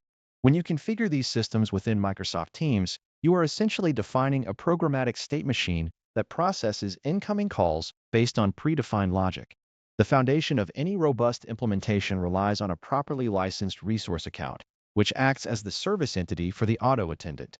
Without this associated account, the system cannot hold a phone number or participate in the call routing logic. You should think of the resource account as the identity provider for your voice application, enabling the cloud service to assign a specific identity to the automated flow. This decouple and assign pattern ensures that even if you replace the underlying attendant configuration, the external contact point remains stable and predictable. Once your resource account is established, you must turn your attention to the interaction model provided to the caller. This involves designing the greeting and menu structure, where you have the flexibility to use either text-to-speech engine capabilities or custom audio files. Text-to-speech is often preferred for maintainability, as you can update the strings in the browser interface without needing to re-record and manage high-fidelity audio assets. However, custom audio files provide a more branded, professional experience that reflects your specific corporate identity. When configuring these, you must ensure that your menu options are logically mapped to end targets, such as specific user extensions, external phone numbers, or even other nested call handling applications. This hierarchy can become complex, so maintaining a clear document mapping the flow is essential for troubleshooting purposes. Multilingual support is a powerful feature that allows your organization to scale across different regions using a single entry point. By configuring speech recognition profiles, you allow the system to interpret caller intent in multiple languages, provided the necessary licenses and settings are in place. This is where the design of your menu becomes critical, as you must ensure that call flows are consistent regardless of the language selected by the user. If a caller chooses a different language, the attendant must redirect them to a path that provides the same level of service, or at least a graceful exit strategy.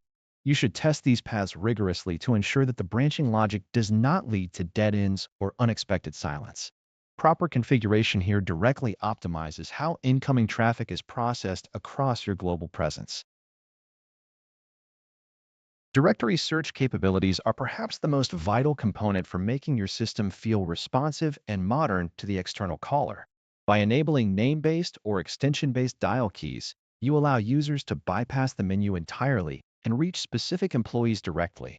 The system searches your Azure Active Directory or your specific scope objects to match input to an identity. You can refine these searches by scoping the directory to specific groups, which is a great way to prevent external callers from reaching unauthorized or sensitive personnel. When you optimize this directory search, you reduce the load on your human receptionists and provide a much faster experience for the caller. It turns the auto attendant from a simple menu system into a functional component of your overall directory infrastructure. See you in the next lecture. Welcome back to the module on voice applications, where we now turn our focus to the operational mechanics of call queues. This lesson will explore how to architect high-throughput environments designed to distribute incoming traffic across specialized support or engineering groups. When we approach the design of a call queue, we are essentially defining the strategy by which the Microsoft Teams service mediates between the calling party and the available workforce. The foundational requirement for any functional queue is a resource account, which acts as the identity in the directory that hosts the queue configuration. Once this identity is established, the primary decision rests on the distribution method employed to route incoming requests. Attendant routing, for instance, alerts all logged-in agents simultaneously, which is effective for small, high-urgency teams where the first responder is expected to take ownership immediately. Conversely, serial routing follows a predefined list of agents, ringing them one by one based on their order in the sequence, which provides a more predictable, hierarchical flow of communication but can increase the overall latency for the caller. In high-volume scenarios, randomizing the distribution or enforcing a fair share approach becomes significantly more important to prevent agent fatigue. Round-robin distribution fulfills this by cycling through the list of agents in a circular order, ensuring that no single individual is chronically overloaded simply due to their position in a configuration object. However, if our goal is to maintain the highest possible service standards, longest idle load balancing is the superior architectural choice. This method tracks the duration since an agent's last completed call, directing the next incoming interaction to the person who has been available for the longest time. Because this approach relies on the real-time presence and activity status of the agents, it effectively balances the workload across the entire team, provided that agents maintain accurate presence information in their team's clients. Managing volume thresholds and overflow behaviors is just as critical as the distribution logic itself, particularly when our call volume exceeds our agent capacity. We must specify a maximum capacity for the queue, representing the upper limit of calls that can wait concurrently before we hit a failure state. When this limit is reached, overflow behavior dictates the next transition. We might direct the caller to another queue, a specific user, an auto attendant, or even a voicemail box to ensure the interaction remains within the organizational ecosystem. Parallel to these volume controls, we must define the maximum wait time, which serves as a safety valve. If a caller remains in the queue beyond our threshold without being serviced, the system triggers the overflow action, preventing the creation of a negative experience driven by excessive hold times. The user experience during the wait period is defined by music on hold and the capability for agents to opt out of the queue during specific hours. We can upload custom audio files, which replaces the default system hold music with branded content or professional messages. Furthermore, enabling agent opt-out permissions provides the flexibility necessary for real-world support environments where administrative meetings or mandatory training sessions might temporarily reduce the effective staffing level.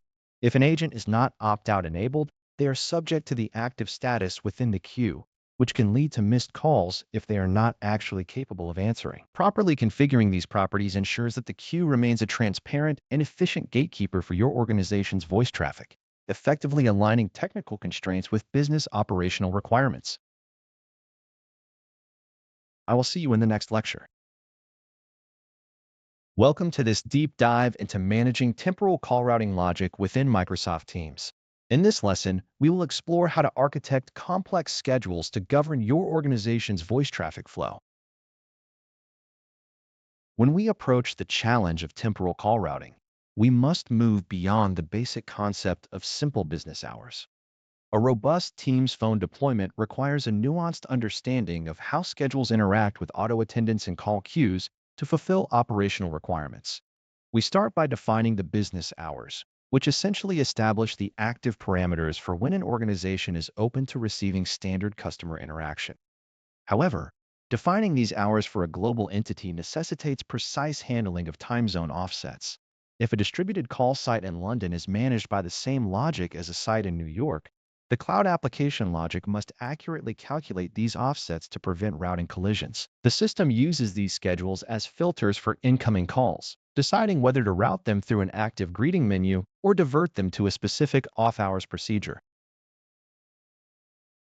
Constructing holiday calendars is equally critical to ensuring that no caller experience is interrupted by sudden, unplanned office closures. You should think of holiday exceptions as high-priority overrides that interrupt the standard progression of your schedule logic. Within the Team's Admin Center, you can define specific dates or ranges where the system should ignore the standard business hour routing and instead trigger a dedicated holiday workflow. This workflow typically includes a unique greeting informing the caller of the closure before either disconnecting or forwarding the call to a voicemail service. The effective orchestration of these holidays requires an administrative foresight to ensure that regional or national holidays are mapped to the correct geographical call sites. By mapping these exceptions to the relevant resource accounts, you create an automated boundary that protects your customer service staff from handling calls during designated downtime. To make this logic operational, you must understand the binding between these temporal objects and the voice applications. An auto attendant acts as the primary host for these schedules, where you designate specific actions for open hours, closed hours, and holiday periods. When a call arrives at the resource account, the service checks the current local time against the defined schedule policy. If the time frame matches a holiday or falls outside of standard business hours, the system immediately diverts the call path based on your configured redirection rules. This provides a clean separation of concerns between your business hours and the actual greeting navigation nodes, effectively implementing a state machine for your inbound telephony. This automated routing prevents the need for manual intervention during holiday seasons or sudden corporate adjustments, keeping your infrastructure resilient and predictable. We also need to consider the granularity of our custom time blocks, especially when dealing with split-shift operations or extended support hours. A simple set of start and stop times is often insufficient for modern enterprises that might operate multiple support tiers across a single day. By creating distinct schedule segments, you can effectively segment your routing logic to favor specific queues during the primary support window and transition to an overflow mechanism during low-traffic blocks. During these transitions, you're effectively shifting the application state of the auto attendant. This is a design decision that fundamentally dictates how the user intent is handled by the Microsoft Communication Platform. It ensures that the right set of resources is always available to handle the call volume based on the temporal constraints you defined in the backend. In troubleshooting these call flows, always investigate how the schedule is linked to the assigned resource account rather than assuming a fault in the SBC or PSTN connectivity. If a call is not following the expected holiday path, the issue usually stems from a misconfigured priority order within the scheduling object or a daylight savings time offset mismatch. Remember that the system assesses these rules in near real time, relying on the UTC normalization of the resource account's location. By properly validating the time zone settings for each resource account, you ensure that the logic behaves identically regardless of the underlying hardware or physical location of the endpoints. A well-designed schedule is invisible to the caller, providing a seamless transition between operational states that enhances the perceived reliability of your voice infrastructure. See you in the next lecture. Welcome back. In this session, we will examine the infrastructure and management requirements of the Queues app, a pivotal tool for enhancing contact center operations within Microsoft Teams. The Queues app acts as a centralized interface for call center supervisors and agents to manage their interaction workflows with efficiency. To implement this, you must understand that the application is not merely a visual overlay, but a functional integration layer that connects directly to the underlying call queue mechanisms in Teams. When you deploy this application, you are essentially providing a window into the real-time operational states of your queues, allowing for granular visibility that standard reporting might sometimes lack. You will need to ensure that the necessary permissions are assigned via Teams policies to allow specific users to interact with this data. It is important to emphasize that this is not a replacement for full-scale contact center as a service solutions, but rather a robust enhancement for organizations already invested in the Teams ecosystem. By leveraging this interface, you enable agents to manage their own status states, which helps in maintaining accurate reporting during different phases of the workday. From a management perspective, the configuration of access permissions is perhaps the most significant task you will encounter as an administrator. You must designate roles specifically for supervisors, as these individuals require the capability to perform sensitive operations such as live call monitoring, whisper coaching, and barge-in actions. These actions are triggered within the application by interacting with the call queue telemetry, provided the underlying account has been granted the appropriate administrative privileges. When a supervisor initiates a whisper, they are essentially establishing a one-way audio stream to the agent while remaining muted to the external caller, a process that requires low-latency network conditions to be effective. Barge-in, conversely, involves merging the supervisor into the active call to interact with both the agent and the external party directly. These features rely heavily on the Team's policy configuration for policy-driven call supervision, which must be enabled and correctly scoped to the user objects in question. Beyond real-time supervision, the Queues app excels in its ability to present historical metrics and tracking dashboards in a consolidated manner. You will find that these dashboards are inherently useful for team leads who need to verify queue health at a glance without navigating through multiple administration portals. The data presented here is derived from the service side, meaning that latency and dashboard refreshing is typically minimal as it relies on the same back-end infrastructure as the team's call quality dashboard. To organize this effectively, you should map your queue groups to specific team identifiers, which ensures that supervisors are only seeing the relevant data for their respective departments. This segmentation is a standard best practice in administrative design, as it prevents cognitive overload and keeps the interface focused on the metrics that actually drive business decisions. The ability to monitor agent status states, such as available, busy, or on call, allows for immediate adjustments in resource allocation when waiting times exceed established thresholds. Integrating the Queues app with certified contact center products and voice bots is a logical extension of your overall voice architecture. While the native app provides essential functions, external integrations can push rich analytical insights into the interface, transforming it into a high-level command center for customer interactions. By utilizing the Microsoft Graph API or direct service integrations, you can surface sentiment analysis or automated bot interaction logs directly within the queue view. This requires a stable voice integration design where your session border controllers and internal routing logic are well aligned with the needs of the application. It is vital to remember that these integrations rely on the integrity of your resource account infrastructure, as these accounts act as the endpoints for the queue itself. If your resource accounts are incorrectly provisioned or lack the necessary licenses, the integration will fail to display the required metrics, rendering the dashboard ineffective for your staff. Testing this configuration requires a methodical focus on the flow of data from the call queue to the end user's dashboard. You should verify that the queue is assigned to the correct set of agents and that those agents have been updated to the latest version of the Teams desktop client. If you encounter issues where the dashboard does not populate, look first at the policy assignments for the agents, as restrictive policies are a frequent cause of visibility failures. You must also ensure that the voice application diagnostics are correctly reporting the status of these queues, as this is your primary source of truth when troubleshooting the back-end connectivity. Maintaining a clear line between standard administrative roles and supervisor roles ensures that the operational control provided by the Queues app remains secure and performant. By adhering to these design principles, You enable a seamless transition from basic call handling to a sophisticated, data-driven contact center experience within the team's environment. See you in the next lecture. Welcome back to our exploration of the Teams phone ecosystem. Today, we are centering our attention on the diagnostic surface of voice applications, specifically focusing on how to maintain the operational health of auto attendants and call queues. When a caller interacts with an automated voice application, you are essentially witnessing a series of complex logical handshakes occurring within the Microsoft 365 cloud fabric. Unlike standard user-to-user calling, these applications act as independent entities underpinned by resource accounts that maintain their own state and routing logic. Troubleshooting here requires a shift in perspective, moving away from simple connectivity checks toward a more granular analysis of session flows and logic execution. When a call fails to land at the target endpoint, your first step should always involve verifying the integrity of the resource account. If the associated license or the underlying phone number mapping is inconsistent, the entire call flow path collapses before the caller ever hears an automated greeting.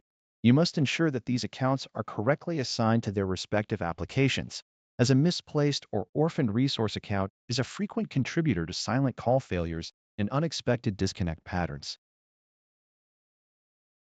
Moving into the realm of complex routing, you will inevitably encounter situations where call loops form due to suboptimal configuration of multi-tier application structures.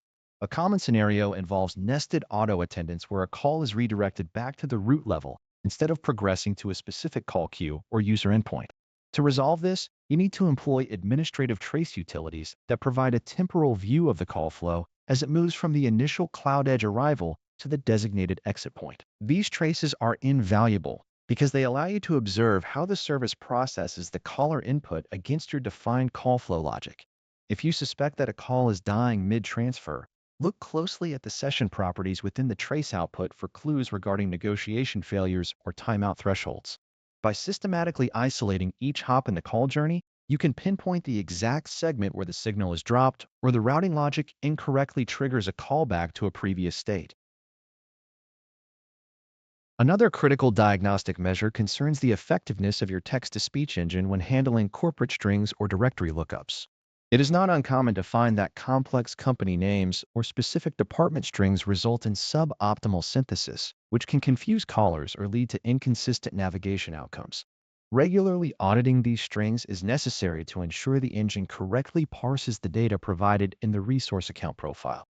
Beyond speech synthesis, you should leverage PowerShell scripts to automate the auditing of entire call pathways across your voice environment. These scripts provide a repeatable way to verify that a call originating from a PSTN source successfully traverses the intended logic gates and reaches the final agent endpoint as expected. Relying on manual testing alone is rarely sufficient for production environments because it lacks the comprehensive data points gathered through programmatic interrogation of the call pathway. When analyzing disconnect patterns, you must look beyond the immediate error code and examine the behavior of the call queue at the moment of failure. Frequent disconnects often point toward agent availability issues, where the present state of the target recipients does not match the expectations of the queue's routing algorithm. If your agents are marked as idle but are not receiving calls, the issue is likely nested within the configuration of the resource account or the assigned calling policy. Furthermore, investigate the timeout settings and the overflow logic associated with your queues to see if they are forcing an accidental termination due to an empty hunt group or a misconfigured redirect destination.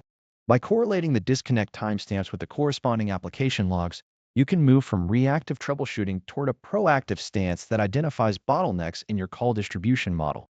Maintaining a clean diagnostic workflow not only minimizes downtime, but also provides you with data-driven insights to refine your routing architecture. I will see you in the next lecture. Welcome back to the course, where we turn our attention toward the specialized implementation of Microsoft Teams rooms on the Windows platform. In this session, we will examine the architectural prerequisites and configuration requirements necessary for a successful deployment of these meeting room systems. When we shift our focus to Teams rooms on Windows, we are not simply installing an application. We are managing a persistent, locked-down endpoint that bridges the gap between hardware and software. The foundation of this deployment always begins with the resource mailbox, which acts as the identity for the room within your Exchange environment. You must ensure that this mailbox is correctly provisioned with a Teams Rooms license and that the account is properly enabled for meeting sign-in.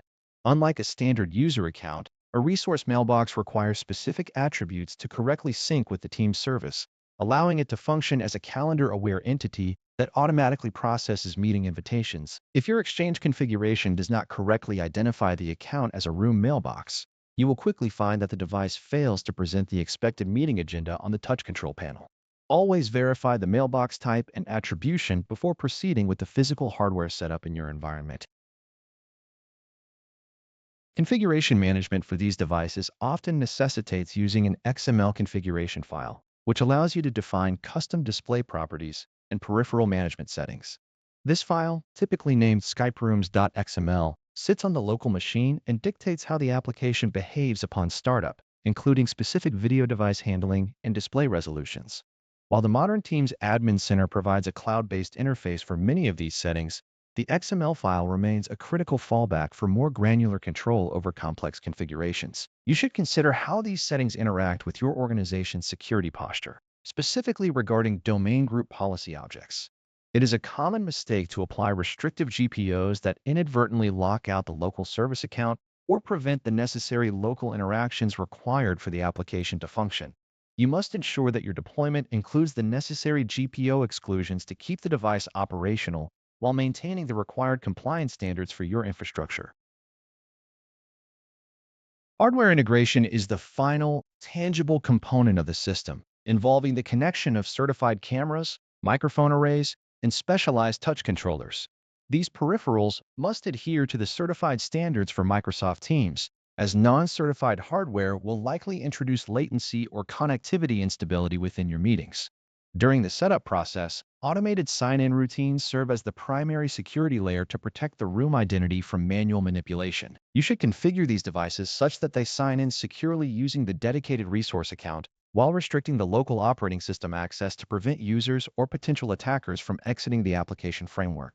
By applying these rigorous security restrictions, you effectively lock down the directory access and ensure that the room remains a dedicated communication endpoint. This systematic approach, balancing resource identity, local configuration settings, and secure hardware connectivity, creates the robust environments your organization expects for collaborative meetings. I will see you in the next lecture. Welcome back. Today, we are shifting our focus toward the specific requirements and operational workflows necessary for deploying Microsoft Teams Rooms on Android. When we approach Android-based Teams Rooms, we are dealing with a specialized ecosystem that differs significantly from Windows-based implementations. These appliances, often referred to as collaboration bars, run on the Android open-source project base, with the Microsoft Device Ecosystem Platform acting as the protective management layer. Unlike Windows IoT devices where you have full file system access and can manually tweak registries or group policies, Android appliances are tightly controlled. The primary interface for managing these devices is the Teams Admin Center, which pushes policies and configurations down to the appliance.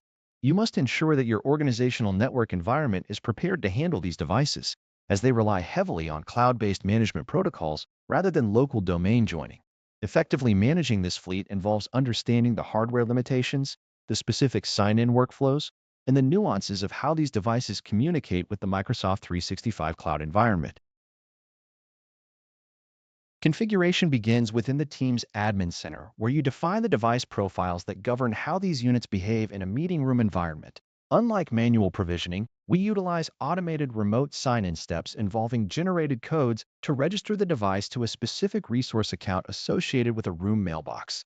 This process is essential because it decouples the device identity from the user identity, ensuring that the room remains a persistent booking entity regardless of which individuals are presenting. You must also pay attention to display orientation settings, as some Android bars are deployed in custom environments ranging from portrait signage to dual-screen setups. Modifying these parameters incorrectly can lead to distorted user interfaces that frustrate meeting participants. Always remember that the device profile acts as a blueprint for the appliance, dictating the available features and the restrictions applied to the interface to prevent unauthorized tampering by room occupants. From a security perspective, applying Intune configuration profiles is the mandatory path for maintaining compliance across your Android fleet. Because these devices interact with sensitive enterprise data, they must adhere to strict AOSP and MDEP standards that limit the attack surface by disabling unnecessary services. You will frequently interact with device configuration profiles that enforce password complexity, screen lock timeouts, and network proxy settings. It is critical to ensure that your conditional access policies are tailored specifically for these Android accounts. As standard user policies may interfere with the kiosk mode, these devices are required to maintain. We also need to configure firmware update rings within the administration portal to ensure that our appliances receive patches and security updates without causing downtime during peak business hours. By treating these Android appliances as managed assets within your endpoint infrastructure, you harmonize their security posture with the rest of your fleet. In terms of network connectivity, Android devices require specific traffic prioritizations to maintain high-definition audio and video streams. While they operate on similar ports to Teams desktop clients, their implementation of quality of service markings can vary, depending on the hardware manufacturer's firmware stack. You should verify that your network infrastructure recognizes the traffic originating from these devices as real-time media, ensuring it is routed through the most direct path to the nearest Microsoft network entry point. In environments with complex firewalls, you must explicitly allow traffic to the required Microsoft 365 endpoints, including the specific signaling and media IPs defined in the official documentation. Failing to properly configure these network paths will manifest as intermittent audio drops or significant lag during screen sharing, which is detrimental to the collaboration experience.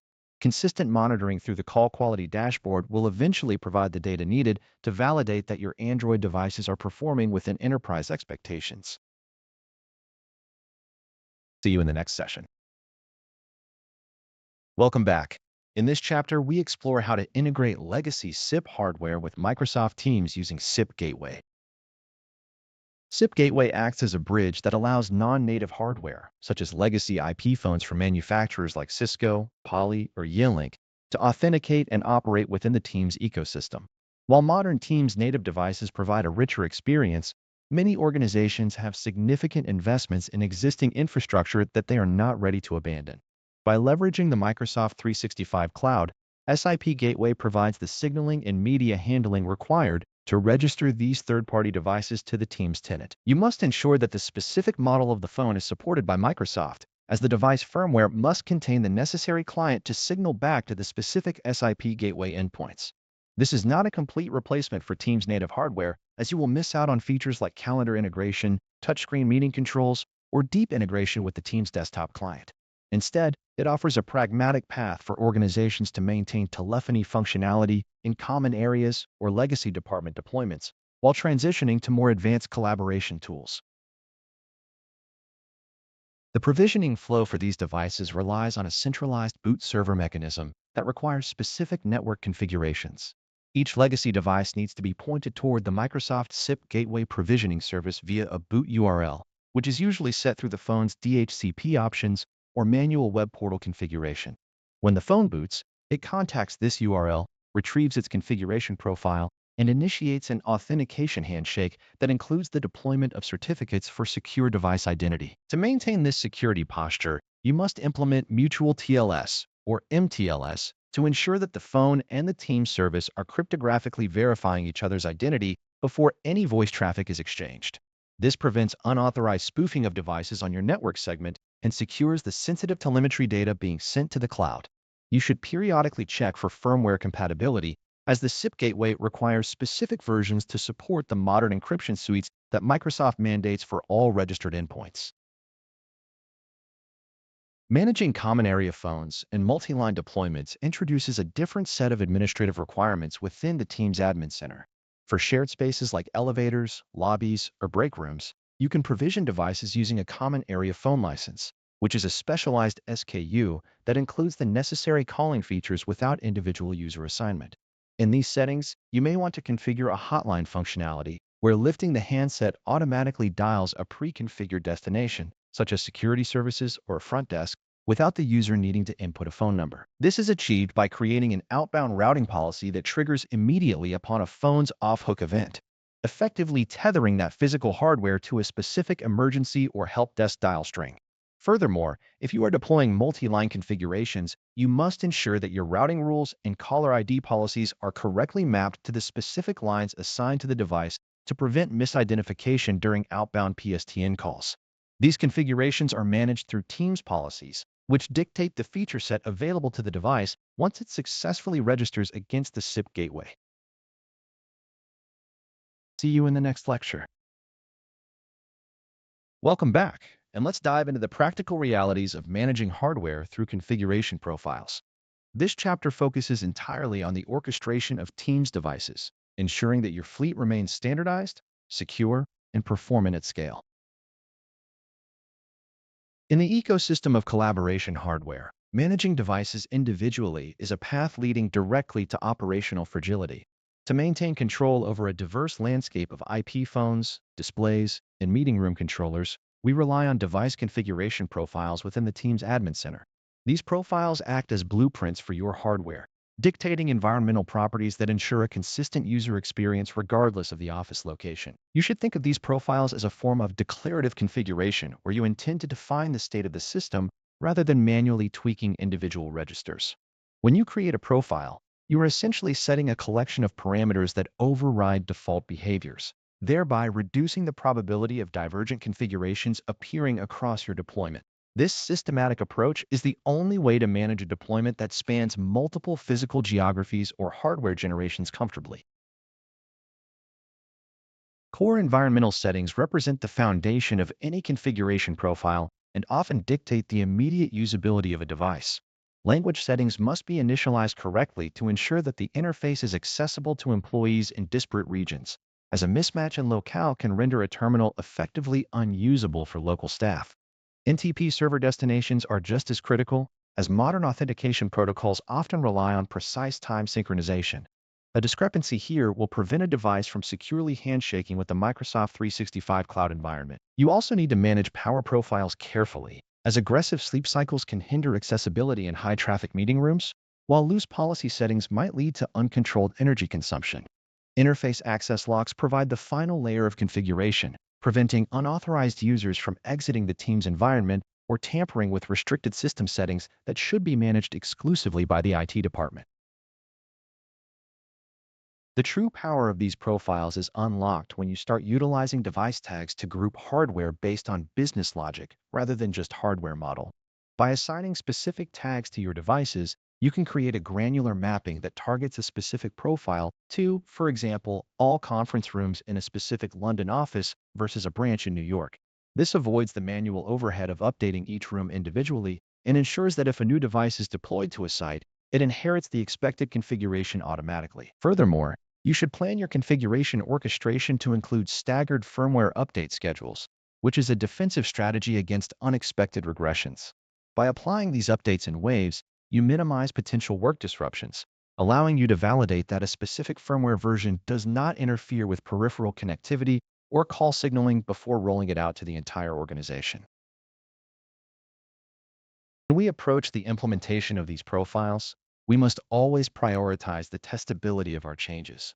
I prefer to establish a small, representative set of canary devices that receive configuration updates before the mass deployment, as this allows for immediate observation of any anomalous behavior in a controlled environment.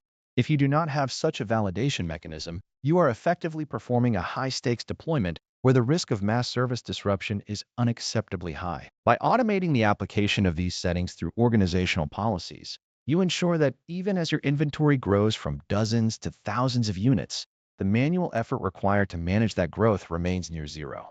This is the hallmark of a mature communication system, designed not just for the initial setup, but for the long-term lifecycle management that an enterprise environment demands. See you in the next lecture. Welcome back to our exploration of Microsoft Teams environments.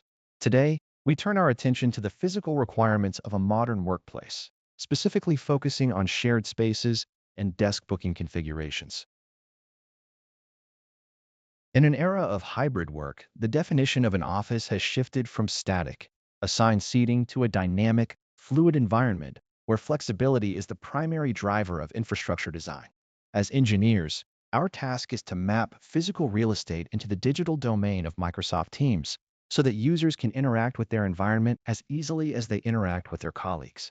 The first step involves defining these spaces within the Teams admin center, where we differentiate between various resource types based on their specific utility. A desk, unlike a traditional meeting room, is typically intended for individual occupancy and requires specific attributes that reflect its capabilities, such as the availability of docking stations, monitor dimensions, or specific peripheral connectivity. By assigning these room types, we create a structured metadata layer that allows the scheduling service to filter and sort spaces according to user requirements.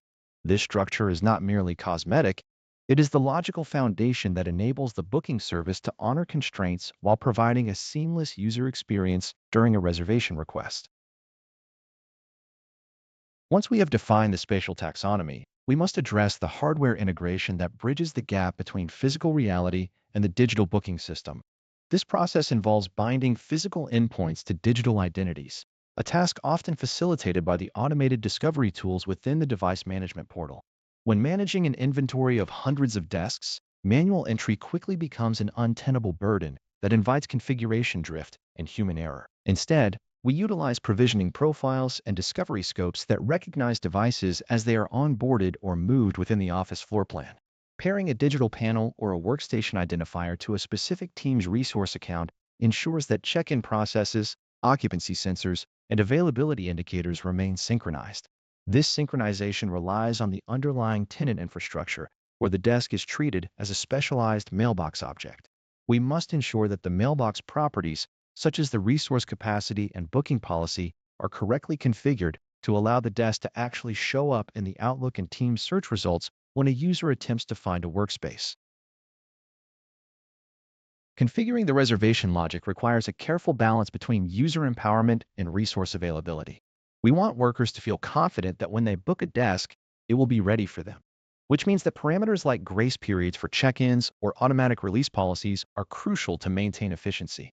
If a user reserves a desk but fails to manifest, the system must trigger an automatic release so the resource can be reclaimed by someone else in real time. We also introduce occupancy sensors or proximity discovery to automate these check-in flows, removing the manual overhead from the user. From an administrative perspective, we must utilize the usage telemetry available in the Teams environment to observe patterns in site utilization, which helps in making decisions about office expansion or consolidation. These trends provide a quantifiable dataset that allows organizations to move away from guesswork, grounding real estate management in actual employee behavior and adoption metrics. By treating our desks as managed endpoints rather than static furniture, we achieve the level of visibility required for high-density, collaborative, and hybrid workspaces. See you in the next session. Welcome back to our discussion on maintaining a robust communication ecosystem. In this section, we examine the practical operations required to monitor and manage Teams devices effectively. Effective device management is not merely about deployment, it is about ensuring the continuous health of your hardware fleet. When we talk about device monitoring operations, we are essentially looking at the orchestration of telemetry data generated by conferencing hardware. In the Teams Admin Center, you have access to a centralized view where device states are pushed in real time. This is where we monitor peripheral connectivity, such as cameras, microphones, and touch consoles. If a room system reports a disconnect signal, your first task is to differentiate between logical service errors and physical cabling issues. A disconnected signal often indicates that the peripheral has lost power, or the physical connection has been severed, necessitating a site visit or a remote reset of the hardware interface. By leveraging the status dashboard, you move from reactive troubleshooting to a proactive stance, effectively reducing downtime for your users. The Teams Rooms Pro Management Portal adds another layer of sophistication to this operational framework. While the standard Admin Center provides basic health monitoring, the Pro Management Portal serves as an intelligent agent that parses complex signals and interprets environmental telemetry. For instance, it provides deeper insights into sign-in failures and authentication timeouts, which are frequently the result of expired resource account passwords or conditional access policy conflicts. When a device fails to authenticate, it is rarely a singular hardware failure.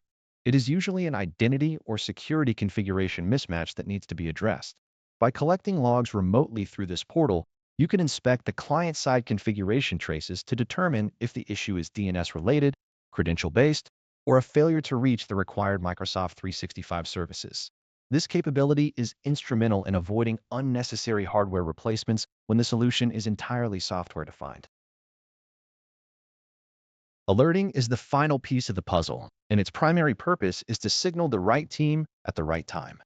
An effective monitoring system establishes thresholds for critical failures, such as a device falling offline or a peripheral sensor reporting a critical power drain. Instead of manual monitoring, we define these triggers so that they automatically notify designated support groups via modern ticketing systems. If a critical room unit loses its network heartbeat, the system should trigger an immediate notification for the local IT team to investigate. This ensures that the time between an incident and its resolution is measured in minutes rather than hours. Reliability is built on these foundational monitoring habits, and by consistently reviewing these telemetry streams, you ensure your organization meets its availability targets while maintaining a high degree of confidence in the communication architecture. I look forward to discussing how these monitoring processes integrate with our broader infrastructure tasks in the upcoming segments. Welcome back.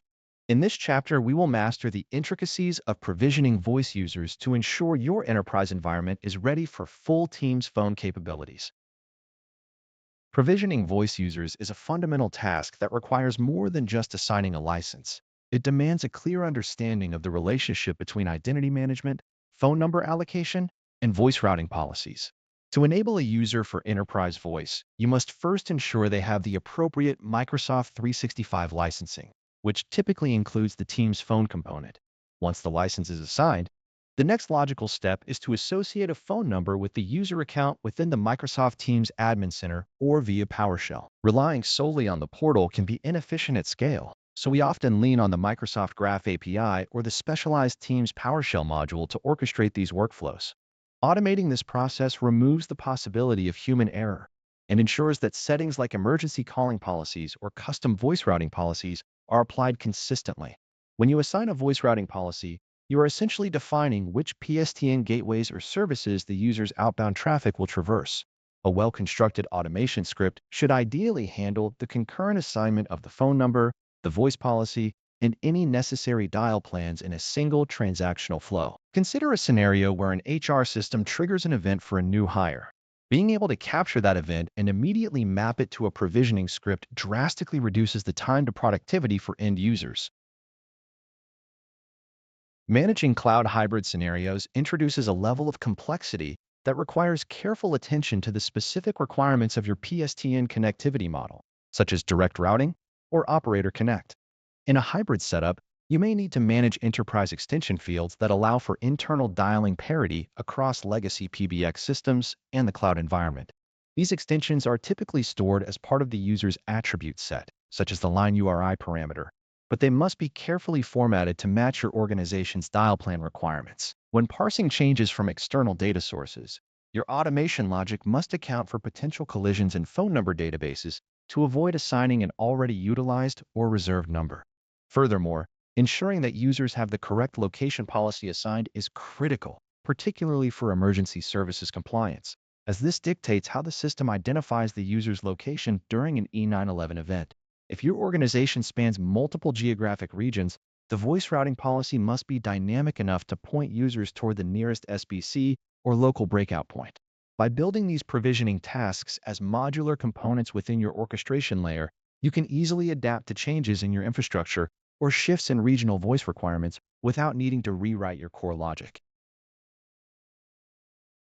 Efficiency in provisioning is best achieved when you treat identity and voice attributes as a unified unit of configuration rather than siloed settings.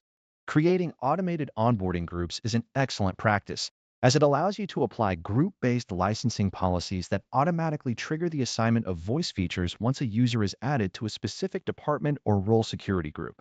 However, you must be vigilant about the latency between group membership changes and the actual propagation of licensing, as rapid-fire provisioning scripts can sometimes fail if the core license state has not yet synchronized. Within these scripts, Always implement robust error handling to parse the log's output by the PowerShell commandlets, allowing you to catch instances where a phone number might be locked by a previous transaction or an SBC is temporarily unreachable. Using variables to manage voice routing policies enables you to swap out or update routing logic globally across your entire user base by changing a single reference. This maintainability is the hallmark of a senior system engineer who understands that a manual user-by-user configuration approach is not sustainable in a dynamic, modern enterprise environment. By focusing on these structured workflows, you ensure that your voice deployment remains scalable, predictable, and compliant with your defined organizational standards. I look forward to our next session together. Welcome back. In this chapter, we focus on the intricate configuration of advanced calling features to refine how enterprise users navigate their daily communication demands. When we discuss advanced calling features within Microsoft Teams, we are essentially talking about the granular control of call flow logic that sits on top of the base PSTN connectivity. It is a common misconception that simply enabling a voice license is sufficient for an enterprise deployment. In reality, productivity hinges on how effectively we can mirror existing business workflows within the digital environment. Call forwarding and simultaneous ringing are the most fundamental building blocks here, yet they require careful consideration regarding user experience and potential loop. When you configure simultaneous ringing, you are directing a signal to travel across multiple endpoints simultaneously, which introduces complexity in how the team's signaling service interacts with various clients. If not managed properly, this can lead to fragmented notification experiences or issues where the caller's experience is degraded by inconsistent timeout settings across devices. Remember that these features are governed by the team's calling policy, which acts as the primary container for the permission sets assigned to your users. Group call pickup is a feature that significantly enhances collaboration within departments by allowing a user in a predefined group to answer an incoming call if the intended recipient is unavailable. To implement this, you first define a pickup group, which is essentially a collection of users who share the responsibility of handling each other's incoming traffic. The crucial technical detail here is the configuration of the notification style, which determines whether the group members receive a standard toast notification or an audible alert. Orchestrating this requires a balance between ensuring that important calls are answered and preventing notification fatigue for employees who are not the primary target of the call. I often find that engineers overlook the importance of group call pickup in favor of more complex auto-attendant setups, yet this feature is often what end users actually prefer for their day-to-day workflows. When planning your topology, ensure that your pickup groups are aligned with existing team structures to prevent confusion, as an overly broad scope can lead to unnecessary call interference. Call delegation allows for a sophisticated arrangement where a designated assistant manages calls on behalf of an executive, which is a common requirement in corporate hierarchies. This setup involves assigning delegation rights, which grants the assistant permission to make and receive calls on the executive's behalf, while also providing them with the necessary visibility into the executive's status and presence. From an architectural perspective, this relies on the relationship established between the two users, and it is important to clearly define what level of access each assistant requires. You can even configure a private line for an executive, which provides an additional, dedicated phone number that bypasses standard forwarding paths, ensuring that high-priority contacts can always reach the executive directly. When implementing this, think about the state management of the calls, as the shared line appearance must be accurately reflected across both the executives and the assistant's clients to avoid synchronization issues. The private line functionality is particularly useful for maintaining strict control over accessibility in high-level management scenarios. Call park is perhaps the most critical component when considering how to hold and retrieve calls across distinct corporate branches. When a user parks a call, the system retrieves it from the active session and places it into a virtual holding area, generating a unique code that can then be used to retrieve the call from any supported endpoint within a defined range. This feature is effectively a primitive for bridging the gap between physical locations, as it provides a mechanism for transferring the ownership of a call from one person to another without needing a direct internal extension. Your call park policy must be meticulously defined, specifying the range of numbers and the timeout duration after which a parked call should be recalled to the original parker or a fallback destination. Failing to set an appropriate timeout can lead to calls being lost in the system, which is an outcome that inevitably leads to a poor user experience. Always monitor your parking ranges for capacity, particularly in large environments where heavy concurrent usage might strain the established limits. See you in the next lecture. Hello, and welcome back. In this segment, we are focusing on cloud voicemail architectures, the backbone of managing unanswered communication streams within the Microsoft Teams ecosystem. When we discuss cloud voicemail, we are fundamentally talking about a service that resides entirely within the Microsoft 365 environment, abstracting away the need for on-premises voicemail servers. Understanding this architecture is crucial because it governs how incoming calls are captured, transcribed, and stored when a user is unavailable or chooses not to answer.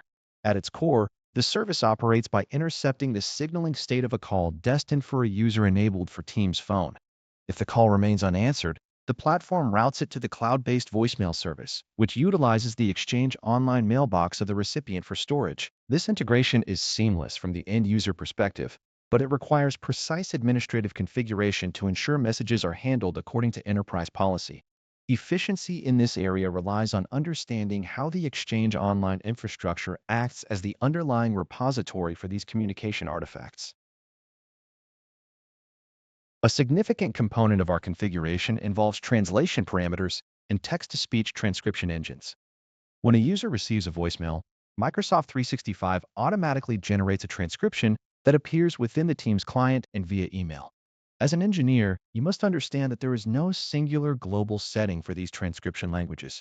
Rather, the system respects the language preferences defined in the user-specific Microsoft 365 mailbox settings. If a user requires multilingual support, the system manages this through the inherent capabilities of the Microsoft Speech Services, which provides a high degree of accuracy for various dialects and corporate environments. Configuring these correctly helps reduce the cognitive load on end users who rely on reading transcripts rather than listening to audio files, especially in busy office environments. Ensuring that these transcription engines are correctly mapped to regional expectations remains a primary responsibility for any collaboration engineer. Moving beyond individual user voicemail, we often need to architect solutions for shared entities using Microsoft 365 groups. By creating a resource account and assigning a cloud-based voicemail policy to a shared mailbox associated with a group, we can establish a centralized repository for team communications. This is particularly useful for help desks or departmental lines where the message must be accessible to multiple stakeholders rather than a single individual. When you configure these targets, you are essentially defining a handover point where incoming audio is converted into a digital asset accessible via Outlook or the team's shared view. You must maintain strict control over the members of these groups to prevent unauthorized access to sensitive voicemail content. Implementing this architecture demands a clear understanding of the permission models inherent in Exchange Online versus the more abstracted Teams-based interfaces. Governance and data retention represent the final piece of the architectural puzzle. Because voicemail messages are essentially email items, they fall under the scope of your organization's information governance and retention policies. If your corporate compliance guidelines dictate that all communication must be archived for a period of 7 years, your Exchange Online retention tags and policies will automatically apply to these voicemail items as well. You need to ensure that your message storage rules are synchronized with your broader information lifecycle management strategy to avoid accidental deletion or, conversely, over-retention of sensitive audio files. Regularly auditing these storage patterns ensures that you maintain alignment with legal requirements while ensuring that the storage quotas within individual user mailboxes are not inadvertently exhausted by accumulated voicemail data. Proper planning in this domain prevents data leakage and ensures that your organization remains within the bounds of standard regulatory requirements. See you in our next technical deep dive. Welcome to our focus on emergency calling infrastructure within Microsoft Teams. In this dedicated segment, we will explore the orchestration of resilient emergency services that satisfy modern regulatory mandates. Building a functional emergency calling system inside an enterprise voice environment requires more than just connectivity. It demands a deep understanding of the regulatory landscape defined by Carey's Law and Ray Baum's Act. Carey's Law is primarily concerned with the direct dial capability. meaning that a user must be able to reach emergency services by dialing 911 without the need for a prefix or an access code. Furthermore, the legislation requires that a notification is sent to a central location, such as a security desk, whenever an emergency call is initiated, identifying who is calling and their location. Raybaum's Act takes this requirement a step further by emphasizing the importance of dispatchable location information. This means that if an emergency occurs, the first responders must receive precise physical location details, not just a generic building address, to ensure prompt assistance.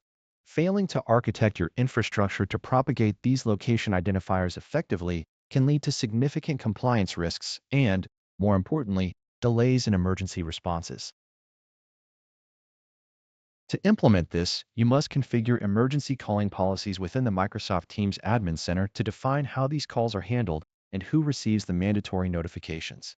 These policies allow you to specify the notification group, which can be an email address, a user, or a group, ensuring that internal security or safety personnel are alerted immediately when a call begins. When you create these policies, you are essentially defining the emergency routing logic that the system follows when a dial string matches an emergency number. It is important to note that these policies should be tested carefully to ensure they do not accidentally trigger false alarms or overwhelm internal emergency coordination teams.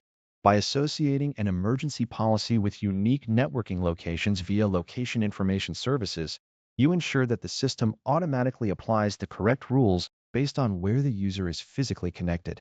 This layer of abstraction is essential for global organizations where user mobility is constant and static configurations are rarely sufficient. Routing emergency calls to the correct public safety answer point requires the construction of robust emergency call routing tables that map specific dial strings to the appropriate PSTN gateway or session border controller. When a user dials the local emergency number, the routing policy directs the call through a specific path that is configured to handle emergency traffic with priority. During this process, you must also consider the implementation of out-of-office safety prompts or audio alerts that can inform users if their location is not properly registered or if the system cannot verify their address for emergency services. Testing these configurations is a delicate task because you cannot simply generate live emergency calls to verify your setup. Instead, you should utilize localized test numbers provided by your telecommunications carrier, or utilize the verification tools embedded within the Teams platform to confirm that the call routing logic is sound. Maintaining these test procedures ensures that your infrastructure remains compliant and functional without creating unnecessary strain on local emergency responders. I will see you in our next technical discussion. Welcome to this module on location information services, a critical component for ensuring that emergency dispatchers can accurately locate callers during distress. We will explore how to architect a reliable dynamic location service within Microsoft Teams.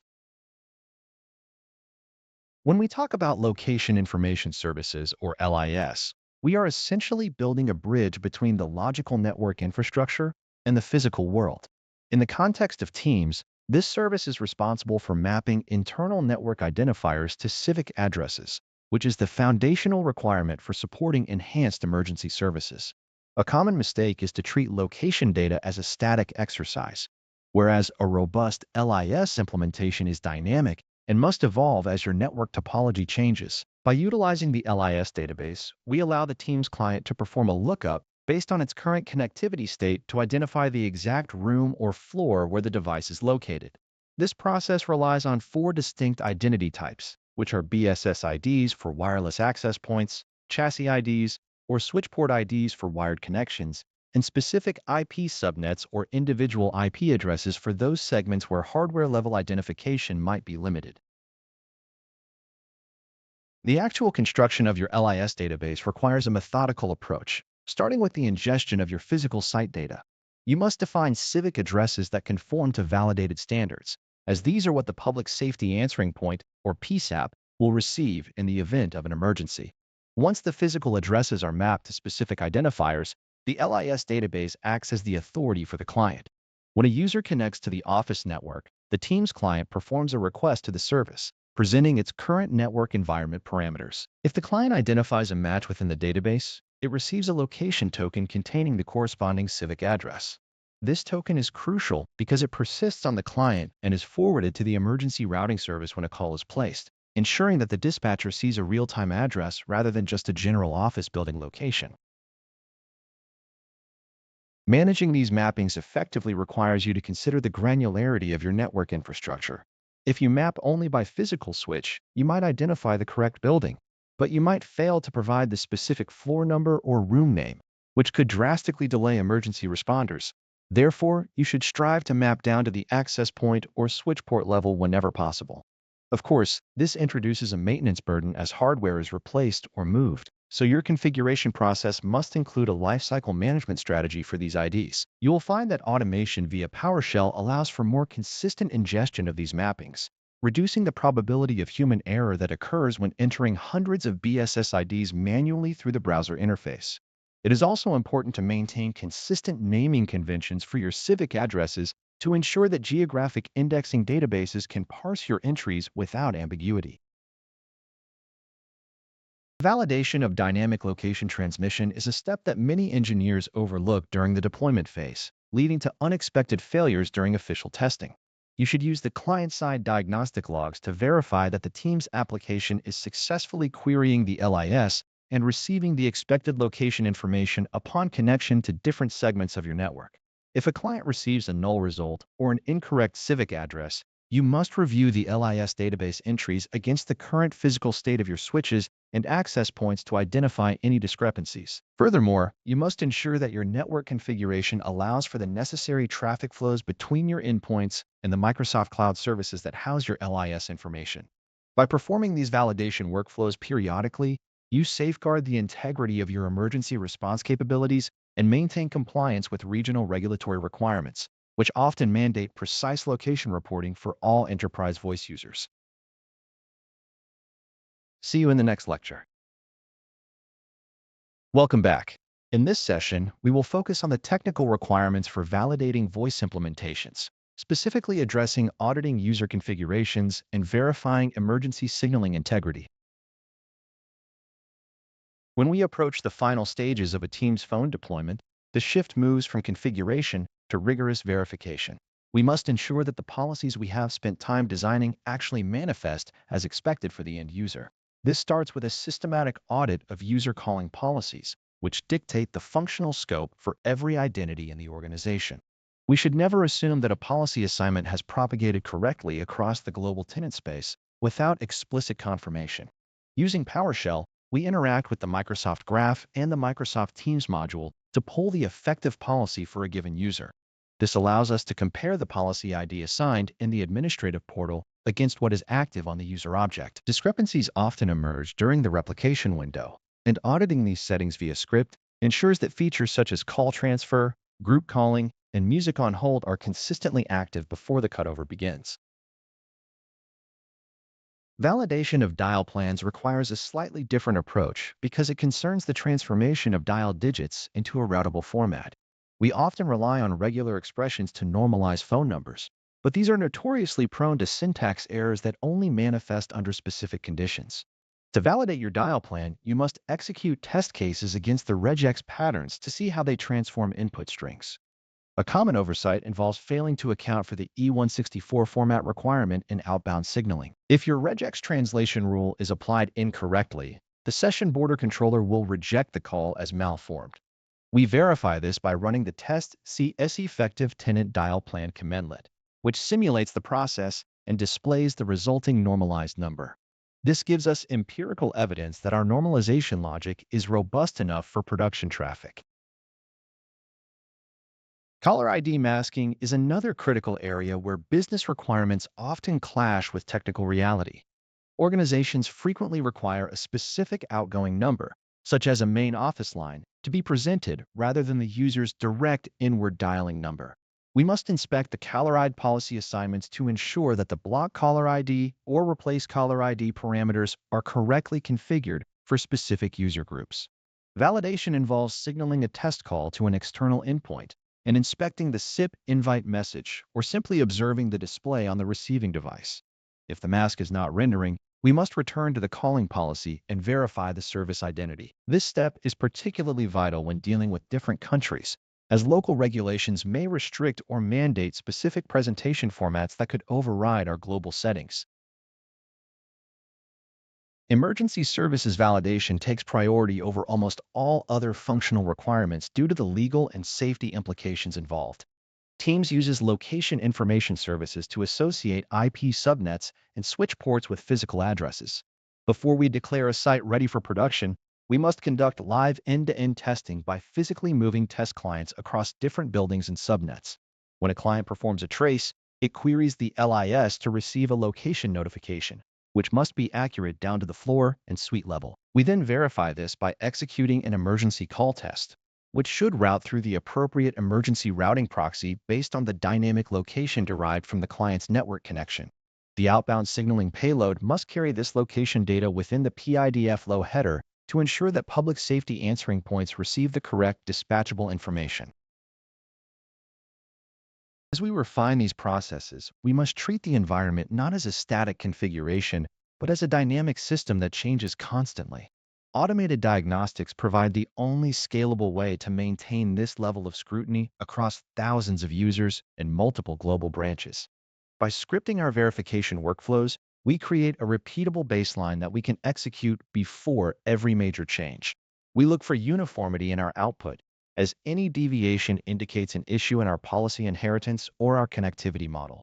This systematic approach effectively identifies misconfigurations that manual health checks would inevitably miss. By ensuring that every signaling payload correctly appends location data and that every dial plan normalization rule behaves as expected, we minimize the risk associated with a large-scale system rollout. I will see you in the next lecture. Welcome back. In this final discussion, we will synthesize the technical domains of the MS-721 curriculum to ensure you possess a cohesive understanding of collaboration systems before you sit for the certification exam. To approach the exam effectively, you must understand that Microsoft does not test your ability to memorize isolated steps, but rather your capacity to synthesize network readiness with voice architecture. We have examined the critical requirements for network topology, emphasizing that without a solid baseline of quality of service and properly managed traffic optimization, even the most robust direct routing configuration will suffer from jitter and packet loss. When evaluating network readiness, think primarily about the integration between the client-side performance and the server-side traffic handling via the call quality dashboard. This dashboard is not merely a monitoring tool, but a diagnostic framework for identifying systemic issues in media streams, especially when handling high-load latency scenarios in global deployments. You should be prepared to decipher charts identifying network-originated issues versus application-originated performance bottlenecks, as this is a recurring theme in the case study portions of the exam. The Teams phone architecture component requires you to bridge the gap between licensing matrices and actual PSTN connectivity profiles. You must be able to distinguish between the deployment scenarios for direct routing against operator connect and calling plans, as the exam frequently presents complex scenarios where you must choose the most cost-effective or operationally sound connectivity model. Remember that direct routing demands a deeper understanding of trunk translation rules and session border controller configurations, specifically regarding how SIP signaling translates into a format that the Microsoft 365 tenant can process. Conversely, Operator Connect offloads much of the infrastructure complexity to the telecommunications provider, shifting your focus toward policy ingestion and carrier performance auditing.